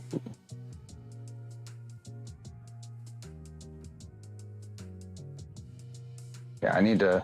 This autofocus on the camera is a little annoying, but hopefully it's not too bad. It's okay. Let's see, what else? If you have asked a question in chat and we didn't answer it, please tag me. Because I feel like I do a pretty good job on my normal streams of keeping up with chat, but add a third factor in here and add another voice and it gets tough. Does the LDO kit come with a Pi? Well, it's at such an early stage of beta that I don't think any of that. I think part of what the final kit will wait on is Pi availability, according to Jason. So yeah. I think when this releases as a assembled printer, the intent is for it to come with a Pi. And part of that will be waiting for availability to increase. We've been talking to Jason about alternative boards and whatnot, and we're all in agreement. We want to use Raspberries because they are the standard for printers. They are reliable. Everyone knows how to use them. We are looking into alternative boards like the Banana Pi, but we don't know their reliability. They're technically using different chips, so we're experimenting with alternate boards, but for the official assembled kit, it is definitely going to be using a Raspberry Pi. For the DIY kit, it looks like the Pi might be omitted, but that's only because of availability. Right. But LDO will be keeping things updated, and they'll be, very transparent in that process. I'm going to go through chat a little bit because there's been a series of questions. We'll try to address those in sequence. Dustin's asking, is there any settings in slicers so it evaluates the bridging and overhangs correctly? I think this is kind of new to a lot of us, the upside down. So which slicer settings you can change, like the You can do like when a slicer considers something a bridge or not, at what distance. Those kind of things could probably be tweaked. I just have no idea how and what direction you would want to go without playing with it. Is there a way to sign up for the beta program? Now, I know the answer to this, but I want you to. So, as I've mentioned in our Discord, the beta program is currently invite only. We understand that a lot of people are really excited to get their hands on a beta kit, but this is more appropriately calling it an alpha kit, because this is still really early in its stages. And right now what we need is people that obviously we can trust, because we obviously don't want people just running off with these printers. But we also need people who are very engineering inclined to help us not only troubleshoot problems with the printer, but also help us design resolutions and solutions to issues that we find. So it is very close-knit right now. Okay. There was a question. So this has been answered, but I'm going to go over it again. Has there any discussion been on an enclosure or carrying case? And these are, in LDO's version, are coming with a Pelican style case.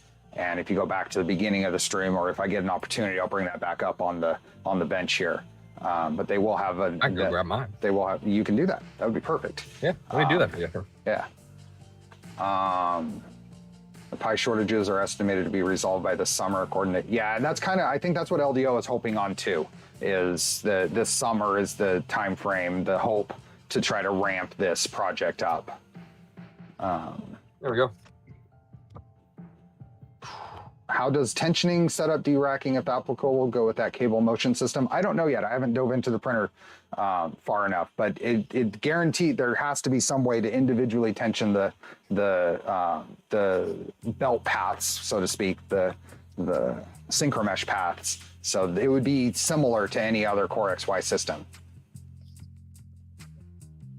Would the new BTT E3 Easy board with CB1 work? I think that's a big board for this. I don't think you would be able to fit a regular Ender 3 size board, especially one that also has the Pi module on it. But it is open source. You can throw that stuff in CAD and see if things can be moved around. So yeah. Yeah, it's interesting. Did you mention earlier that other companies are doing beds for this, or is it people DIYing beds for this? It's kind of a mixture of both. So okay. I know we're working with a community member who also has his own manufacturing, Harry Loud. They are working on producing fully transparent beds that are really good. And they're part of our beta team as well. And they are, fully transparent bed, absolutely no obstruction to see the first layer, and it's awesome. I didn't really think of that being a possibility, but now that we see it, it's just mind blown. Oh, there we go. Move the printer up. Okay, I think I caught the major questions that I saw, at least the ones I was tagged in. If there are any other ones, feel free to retype them.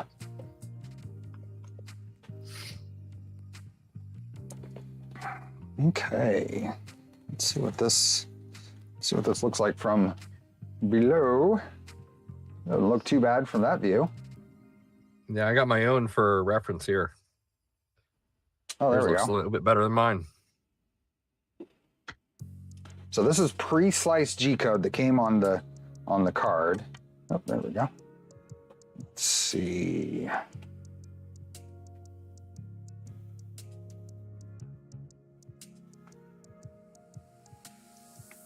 There we go, camera. That's pretty good. Yeah, definitely some tuning required. Let me see. Yeah, maybe a little over extrusion and a little under PA'd. I think the pressure advance could be bumped up a bit and the extrusion can be toned down. Other than that, not bad. Any reason why it's not Positron LT? LT is cheaper. So Positron LT is basically a community effort, right? In the Positron ecosystem for a lower cost positron alternative. Yeah, it's so, you know, we're not rolling with that because it is community driven. We are working with the people who designed the LT, and we are actually looking to implement some of the modifications that they've made into the official design. Up until us getting these printers, we've just been sticking with the original design. We haven't really done much modification because our team is very small, and we wanted to expand our knowledge set before we started doing any major modifications or changes to the printer as a whole. Because up until I received this kit, officially speaking, the only other positron that our team had was the one that Kraylin had. So it's kind of hard to verify and test modifications to a printer when you don't have a printer. And when you're running into sourcing problems like everyone else, it's also just kind of a pain in the butt to work on that. But thanks to LDO, we now have kits and we can start doing that testing, we can start doing that verification and updating various changes to the printer itself. Yep. Will you slice anything fresh for this stream? Would love to see the E3D spider test. So I think the E3D spider test is an excellent suggestion for a torture test for this printer. I'm not going to slice it for this stream though. I think we're going to go through and answer some more questions and kind of wrap this up within the next about 20 minutes. I think we've covered the printer, but feel free, keep bringing your questions, and we'll just do kind of a Q&A session here for the next 20 minutes or so to wrap this up. If we want to slice something simple, if we want to slice something simple, we can do that and send it to while we're answering questions. Do we have any thoughts on something to slice up? We could do even just like a Kali Dragon or... I do see a question that I would like to address. Thoughts on doing serial number system like Voron? We're hoping to. We are very well hoping to. It is still super early on in the process, and we're not necessarily able to maintain that. But I think at some point we would love to do that. That would be a really cool thing to do. Poit is saying a koala bear. I'm guessing that's an Australian reference because it's upside down.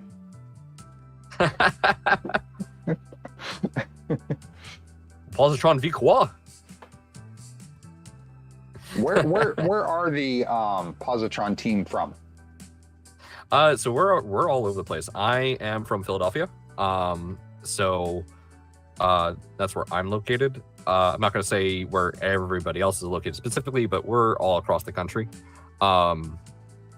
So we're all based in the US. We have some partners like Harry who live overseas in the UK and Europe that we're working with.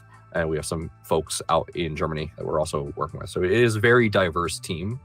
And we're so happy to be working with everybody. It's been a genuine pleasure. Okay. Poity sent me one, but I don't have Discord open on this machine. Let's go. Let me see what I have on the computer right now.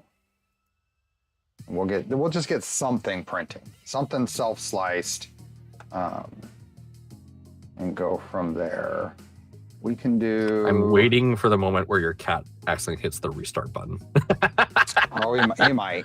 He might. So this is Charlie's. For anybody new to the channel who's a new viewer here today, Charlie is a 15 and a half, almost 16-year-old cat who loves to climb on printers and get in the general way and inspect my my work. So he's a regular here, and but he's a very good, very old, very needy dog slash parrot slash slash monkey. Yeah. So that's adorable. I wish my cat did that. Yeah, he's now chilling. He will sit here as long as I'm willing to hold him now. My cat just talks to me. Just all day, my cat would just talk to me. I am going to slice up, because this is actually potentially a good bridging test, the E3D buggy, since I have it here on my printer, on my computer.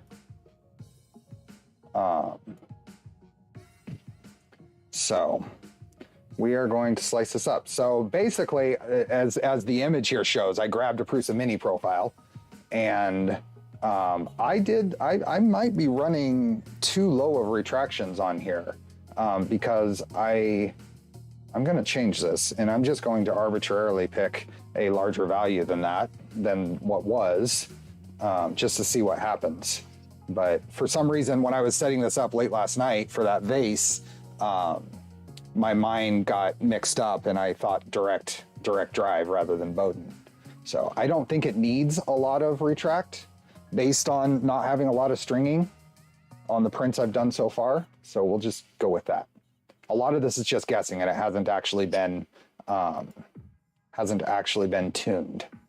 So I didn't really change anything in the speeds and that kind of stuff here. So let's just go ahead and slice it. I think one of the benefits of it being upside down is you don't have to necessarily worry about gravity pulling filament out of the nozzle. Yeah. So retracts are definitely interesting. I'm gonna go in here and set up a quick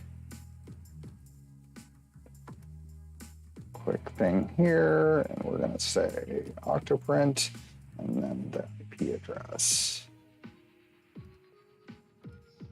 My single finger typing because this monster on my shoulder. Okay, and let's save that. And okay, so let's go ahead and slice this. Is there a target market for this printer? What would you say the target market is? That's a great question. People who that is a difficult question for me to answer, because I'm not... Positron project itself, we are not aiming to sell printers. That is not our goal. Our goal is to just help produce, or rather to help maintain the project. That is our goal. I would say that people who would definitely work well with this kind of printer would be people who have built Vorons in the past. So people who are more intimate with more advanced 3D printing.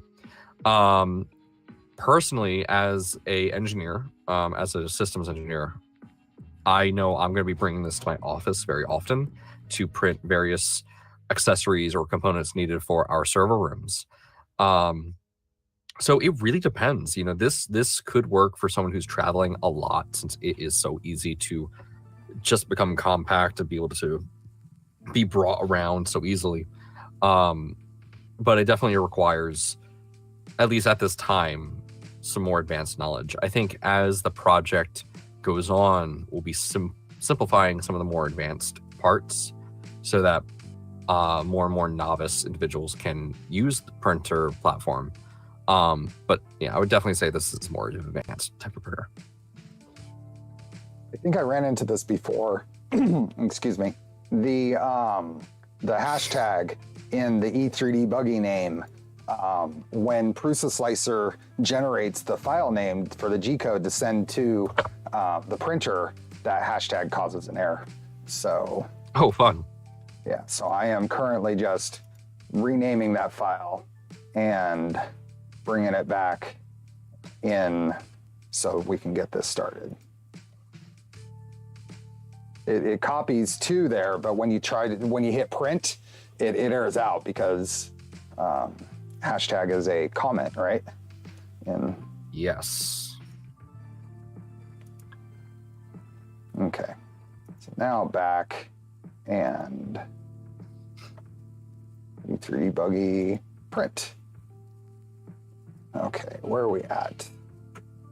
So I was distracted there, but I think there's amongst all of us, in general, it's enough just to have a cool new thing and something else to try. is another Yeah. target market, really, honestly. It's different.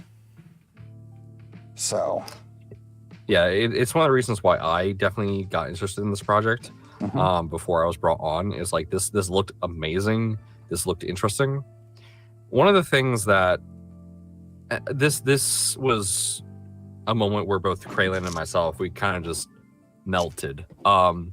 Was when we were at East Coast Repro Festival. I had I like to say the honor of meeting Joseph Prusa, because I never thought I would meet him ever. And that was really an honor for me. And he looked at the machine and he said to himself that this printer reminds him of when printers were cool and different, and everyone was trying these new and unique ways to achieve 3D printing. And that just, Kraylin had this biggest smile on his face. And that was genuinely amazing. So that's why we love it. It's different. You see nowadays so many companies are doing Ender 3 clones, and it's a solved problem. The Ender 3 and the Prusas, they're good printers in terms of their design, and they're easy to replicate. You can make a printer like that so easy. But when the entire industry keeps doing the same thing over and over again, innovation is kind of stifled a bit. So we enjoyed making something as crazy as this because we really enjoy just saying, hey, you don't have to do the same thing over and over again. You can try something new and have fun with it. Because honestly, I feel like that's often forgotten about. Mm-hmm. There was a question earlier, I'll answer this. What is that web page that allows you to connect to the printer? So this is part of the Klipper ecosystem. This is a interface called Fluid. That is a web interface that runs on the Pi that gives you control of things. You can you set the configuration in here. You can move. You can start your print jobs from here. So there's a couple of different interfaces out there. You can use Octoprint. You can use this is Fluid. There's another one called Mainsail. And these are just the general. Fluid and Mainsail are kind of the de facto standards for Klipper users for controlling their printers. The other one, the PSU is international. I imagine it is. I believe so. Yes, 100 to 240 volt, 50 to 60 hertz. Yeah, it's just like a laptop power supply. So all you need is to get the right cable that goes from the wall to your power brick. So it's as simple as that.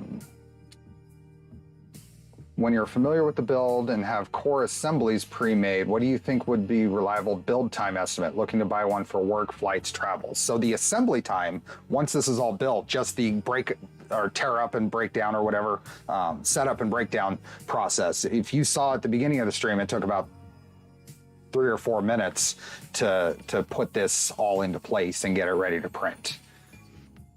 So the assembly from a kit time, I have no idea.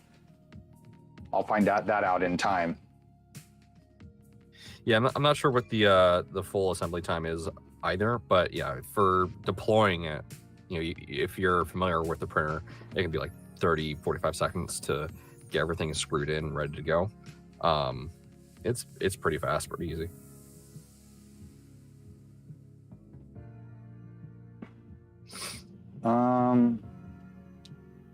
I'd love to stay on the stream, but I need to eat breakfast. See ya, Marcel. Wasn't here for the beginning, but if it's even less than an hour for deployment, amazing. Yeah, for deployment, once this thing is built, it's minutes. It's single-digit minutes to set up and get ready to print. And takedown is a little fiddly, getting things folded up in just the right spot, but it's still single-digit minutes to put it back in that case.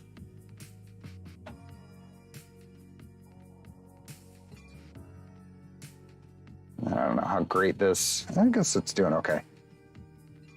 It's hard to tell how those layers are going down from this angle, but from the top view, the first layer went down fine. So, can it handle ABS temps? We were asking about that earlier, and the question is, can the bed get to 90 or 100 C? Probably. And then the next question is, will just the nature of it being upside down and heat rises and stuff be enough to allow for some probably shorter ABS prints? The other thing would be just put a box around the whole thing. Yeah, I know the build plate that Harry Loud is sending us for testing, it should be able to go up to 90 to 100 degrees Celsius. Mm-hmm. At least that's what we're hoping to aim for. So it is very possible that it will work without issue with ABS, but that's going to be part of our testing, and we'll release those results when we get there. Yeah. Yep. It's cool, but the use case seems kind of niche. Yes, absolutely. It is. Oh, definitely. But then that's just kind of, if all we did was play around with and design printers that were for the masses, then you wouldn't see some of the innovations and some of the other things that come out of projects like this that are trying to think outside the box and trying to do something different.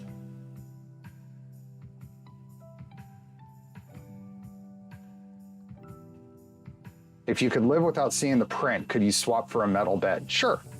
There's nothing that makes this required to be transparent. It's just really handy to be able to see that first, that first layer.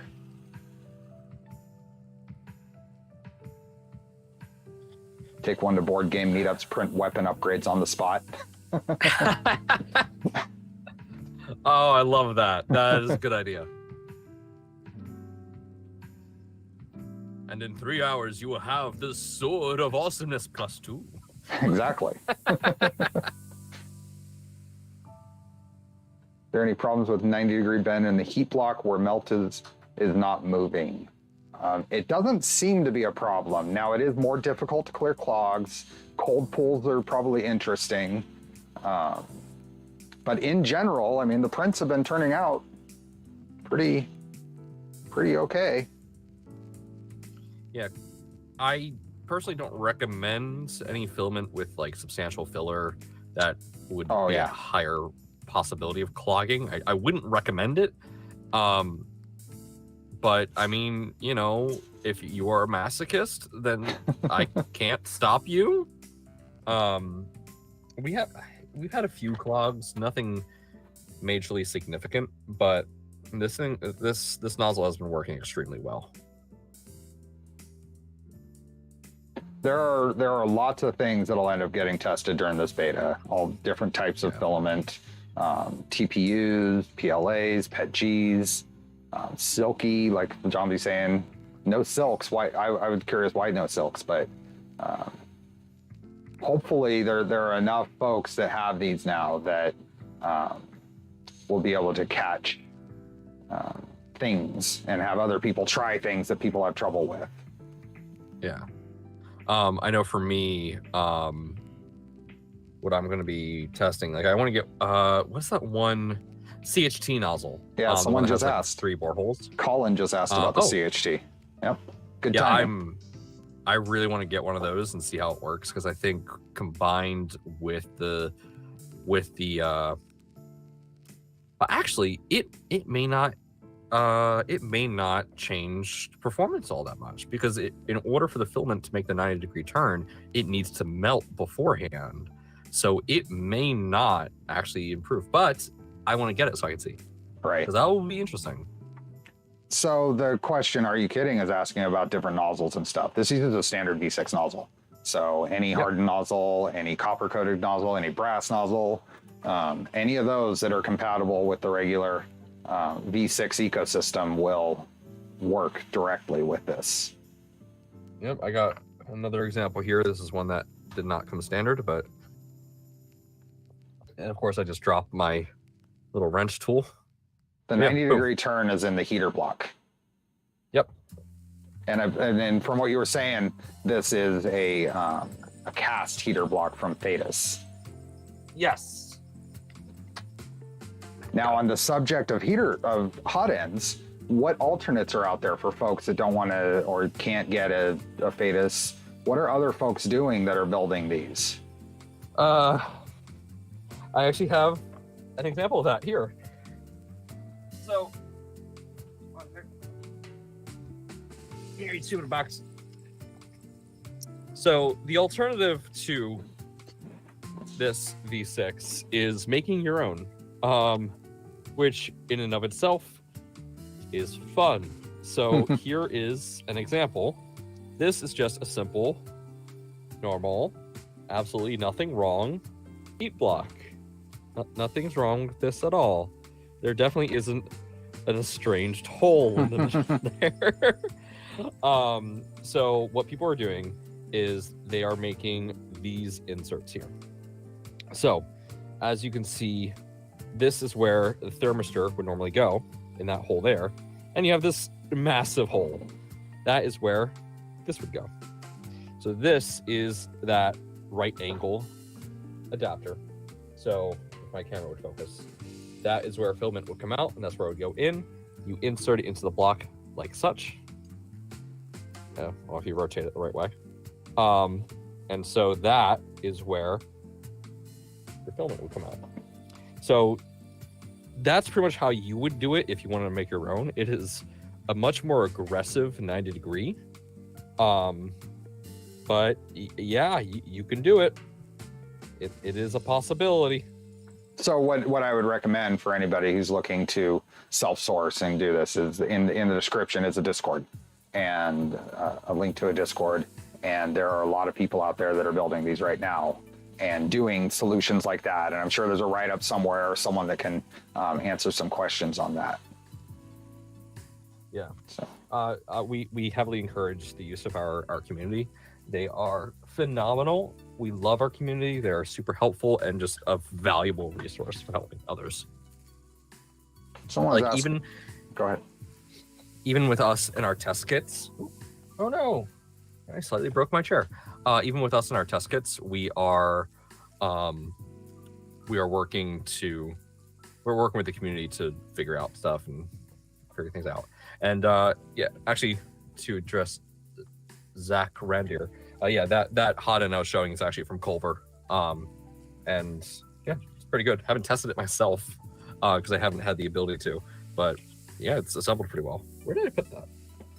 Someone asked about the print speeds that it's doing right now. The default Prusa Mini profile, it looks like, has 80 millimeters per second on infill and solid infill, and the rest of the features are in the 30 to 40 millimeters per second range.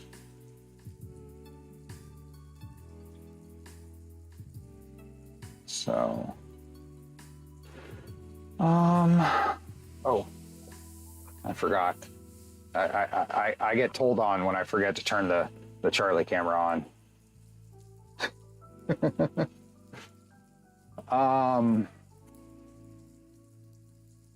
Thoughts on exotic mods like motorized belt surface? I think the mod community in general and most of the 3D printer communities is amazing in what they come up with. So what ingenuity and what people, or even just what people make work, we'll see. But I don't have any particular thoughts on it.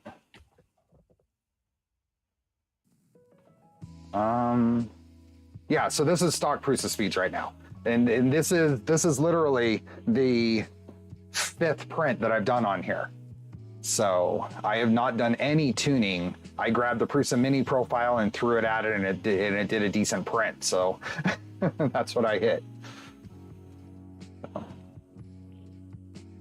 Yeah, it looks like it's turning out pretty great. Yeah, we're not going to see this print finished today, but I will post a picture of it on Twitter and to my community page. So. Hell yeah. Let's see. Are there any other questions we missed?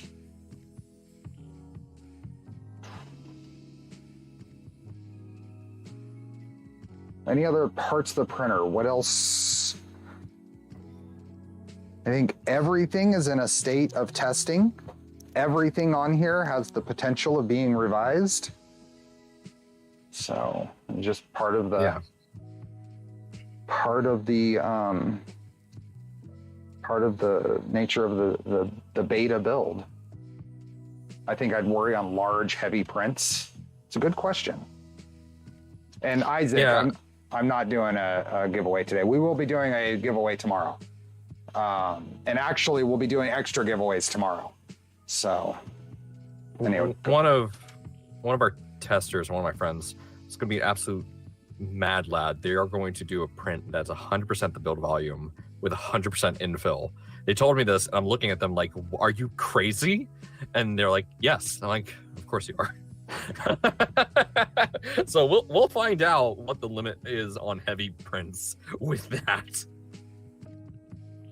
You previously mentioned you would advise people to have Voron level of experience. I never built one, sadly, so I have to ask, is it doable for someone who mastered their Ender 3? So build experience in general for a 3D printer. I'm on the Voron team. Nomad knows I'm on the Voron team, so that's probably a good frame of reference. A lot of my audiences are familiar with Vorons, but just being a maker, being a builder, having some familiarity with how things go together is probably a good idea to have when going into a build like this. Yeah, we do have a full, on our GitHub, you can actually download the Fusion 360 assembly. So you can look through that, and if you want to assemble this yourself, we don't have an official guide yet. We're working on that. But you can go through and you can see how things are supposed to go together. And that's a very useful resource, just like with the Voron kits, where you can download that Fusion assembly and see how everything's supposed to go together. I don't know if we directly answered this, but why, at its core, why is this printing upside down? So the reason that we're doing upside down printing is because we wanted it to fit inside a filament box. And the only reason we were able to do that is by putting all the moving parts and all the electronics, every little thing you can think of, into the exact same enclosure. So we figured, wait, if we want to do top-down printing, then the kinematics system is going to have to be large, and it's going to have to be big. And that's going to take up a lot of the volume of this printer. And then you have the other problem where if you have the kinematics on a different axis that you have to constantly adjust, and every time you go to deploy the printer, you're going to have to be adjusting that kinematic system. But if we have everything built into the base, the only thing you're going to have to touch when deploying the printer is going to be the Z-axis and the build plate. And if we do that in a rigid enough system, all you have to do is screw in the Z-axis, attach the build plate, and you're good to go. So that's why we went with upside down printing, because it allowed us to consolidate and compact everything into such a small volume. Yep, exactly. Let's see. Yes, Vorons are great. Come on, zombie. You know that. My Voron's incomplete, but I still love it. It's able to print, but it overheats because I didn't put any heat sinks on it. I need to get around to doing that. Any heat sinks on the stepper drivers? Yeah. Oh no, they are. I need to put the fan to actually cool them. There you go. Yep. Can you not just side mount it upside down to a wall or a table? Well, part of this is the portability. A big part of this printer is its portability. The idea you could put it into the space of a filament box, in theory, technically, and deploy it and put it away within minutes. And you can't do that if your whole gantry has to be deployed each time. Here, all of that is static. Like Nomad was saying, the only thing that you have a belt and 2 cables that link the Z to the rest of the printer. And the Z is a relatively easy assembly to locate and constrain when it's being deployed with that big thumb screw. Yeah. And we made sure that the screws are different sizes. You're obviously not going to use one on the other. It's pretty obvious which one goes where. Yeah. Hey, Sanity. A whole new market for Pelican. There you go. Yeah, there we go.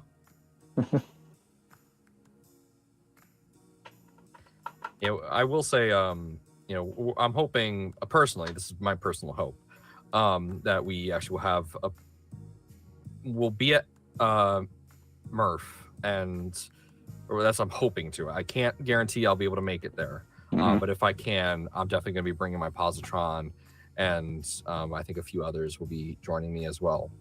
I'm not sure if we'll be squatting with LDO again. If they invite us, that'll be great. But we'll definitely be there. And then obviously East Coast Rep is only 1 hour away from me, so I'm absolutely going to be there. And we're hoping to get a booth there. So, the future is very exciting for this project, and I am on board with it. Yeah. So speaking of Rep festivals, I will be at Rocky Mountain Rep Festival, and I will have this printer there. There's no reason for me to not bring it because it fits in such a small spot. So there will be, and I'm sure LDO will have one there. So there will be at least a couple of them there for Rocky Mountain. Can you tune the synchromesh cables and play tunes on the printer? I mean, technically. What's everyone's thoughts on the V3 kits floating around on AliExpress? And if you're talking about Positron V3, there's some concerns. And a lot of it's around their portrayal of how much involvement they've had in the Positron community and the Positron management. So yep. So we're very open with people contacting us. We've been told that some members of our community has asked those kit makers that are on AliExpress, like, have they reached out to us? And they've said yes, but they have not. I've not gotten an email from them at all. I will happily try and reach out to them myself if they are willing, but that is my only hesitation with them. As long as any manufacturer is following our Creative Commons and our license agreement, then it's fine. We are very, very encouraging of manufacturers making our kits. Our verification program is just to help people who are fairly new to this kind of process be able to source parts that we have tested, we have verified, and we can say, yes, you can buy this knowing that it's going to work. And also buying this helps support us by them donating portion of the proceeds to our project, and that just helps keep everyone's peace of mind. With the kits on AliExpress, I can't promise that any of them will work. I would love to be able to say that, but I just can't. Right. And what license is this release under? It is I should know this off the top of my head, but I don't. 1 second. Let me. It is on our GitHub, so it is. But it is an open license, commercial allowed, all of that, right? Yes. CC by SA. Share Alike International, CC by SA. We ask for anyone who is going to produce this. The only real ask we have, if they decide not to work with us, is that they at least credit us for the design and put our logos on the printer. That is the only ask that we really have. As I mentioned before, the Positron project itself, we are not looking to make a profit off of this because we want to encourage the development and the advancement of 3D printing. And we just want to do this for fun. Right. We don't necessarily want this to become a job because we want it to remain a very fun passion project. Very similar to Voron. Yeah. In fact, I have to thank Voron profusely. They set up the framework that we are using. When Kraylin and I sat down, we're like, how do we want to move forward with this? Voron was the first thing that came to my mind and said, we have to essentially do what they do. And we have to follow in their footsteps because they set the example for how an open source project like this should be handled. So, you know, I'm honored to be part of this, and being able to work with people like yourself who are on the Voron team is just really fun, really awesome. If you had told me a year ago that I'd be part of something like this, I'd be like, no, I wouldn't be. So I'm ecstatic. And I just want to acknowledge that John Stern is a very funny guy here in chat. So I won't delve into all the details of what he's saying, but I'm noticing it. Eddie, thank you for becoming a member. Okay, any last minute questions or anything you want to end with here? After you end, I'm gonna end with a little bit of what's coming up with the channel, and I think we'll wrap this up. So do you have anything to last message? I got nothing else. Thank you for having me on the stream. You know, this was very fun. I'm really happy I was able to provide some insight as to more of the back end part of the Positron. This has been fun, and I can't wait for us to do more community based things as we continue to test this printer, as we now move forward to updating the original design and just improving things as a whole. Awesome. Well, I definitely appreciate you coming on here. I appreciate the opportunity because I know it's some part of you and some part LDO to allow me into this this beta team. Coming on here and being able to talk about it and in general in the project, not just this LDO printer, but the Positron project in general, I think has been useful for a lot of the viewers here today. So yeah, this has been a lot of fun. I need to bring people on more often because I like this. There's one question I want to answer that's Amp asked, is Positron making any money? The answer is no. We are accepting donations, and we are getting an 8% cut from our verified partners, but that is solely to help cover our expenses of maintaining the website, maintaining the wiki, and if there is any time that we have to take from, say, our day jobs to work on the Positron, it is solely to help us cover those expenses. It is not meant for any profit or anything like that. It is just, we are doing this for fun and we want to share that. Positron 3D ourselves will never be selling kits directly, exactly like Voron.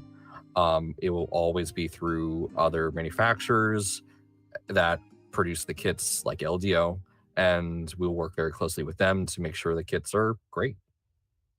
Awesome. So for everybody, I want to thank Nomad for coming on. If everybody in chat would like to give their thanks, I'd appreciate it. I'll be streaming tomorrow. We are taking a little diversion from the Micron build. I had mentioned we were going to do that.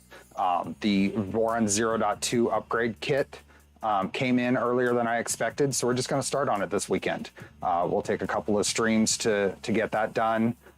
There will be a little bit of a giveaway involved with that, some parts, and along with the regular Polymaker spool filament giveaways. So with that, thanks again, Nomad. This has been a blast, and I want to thank everybody who stuck around and all our viewers today. So we'll hope everyone has a good rest of the day, and we'll see you next time. All right, thank you for having me again. Have a good one, everyone. Thank you. Bye, everyone. And you can stick around if you want a little bit, Nomad. Sure. There you are. We should be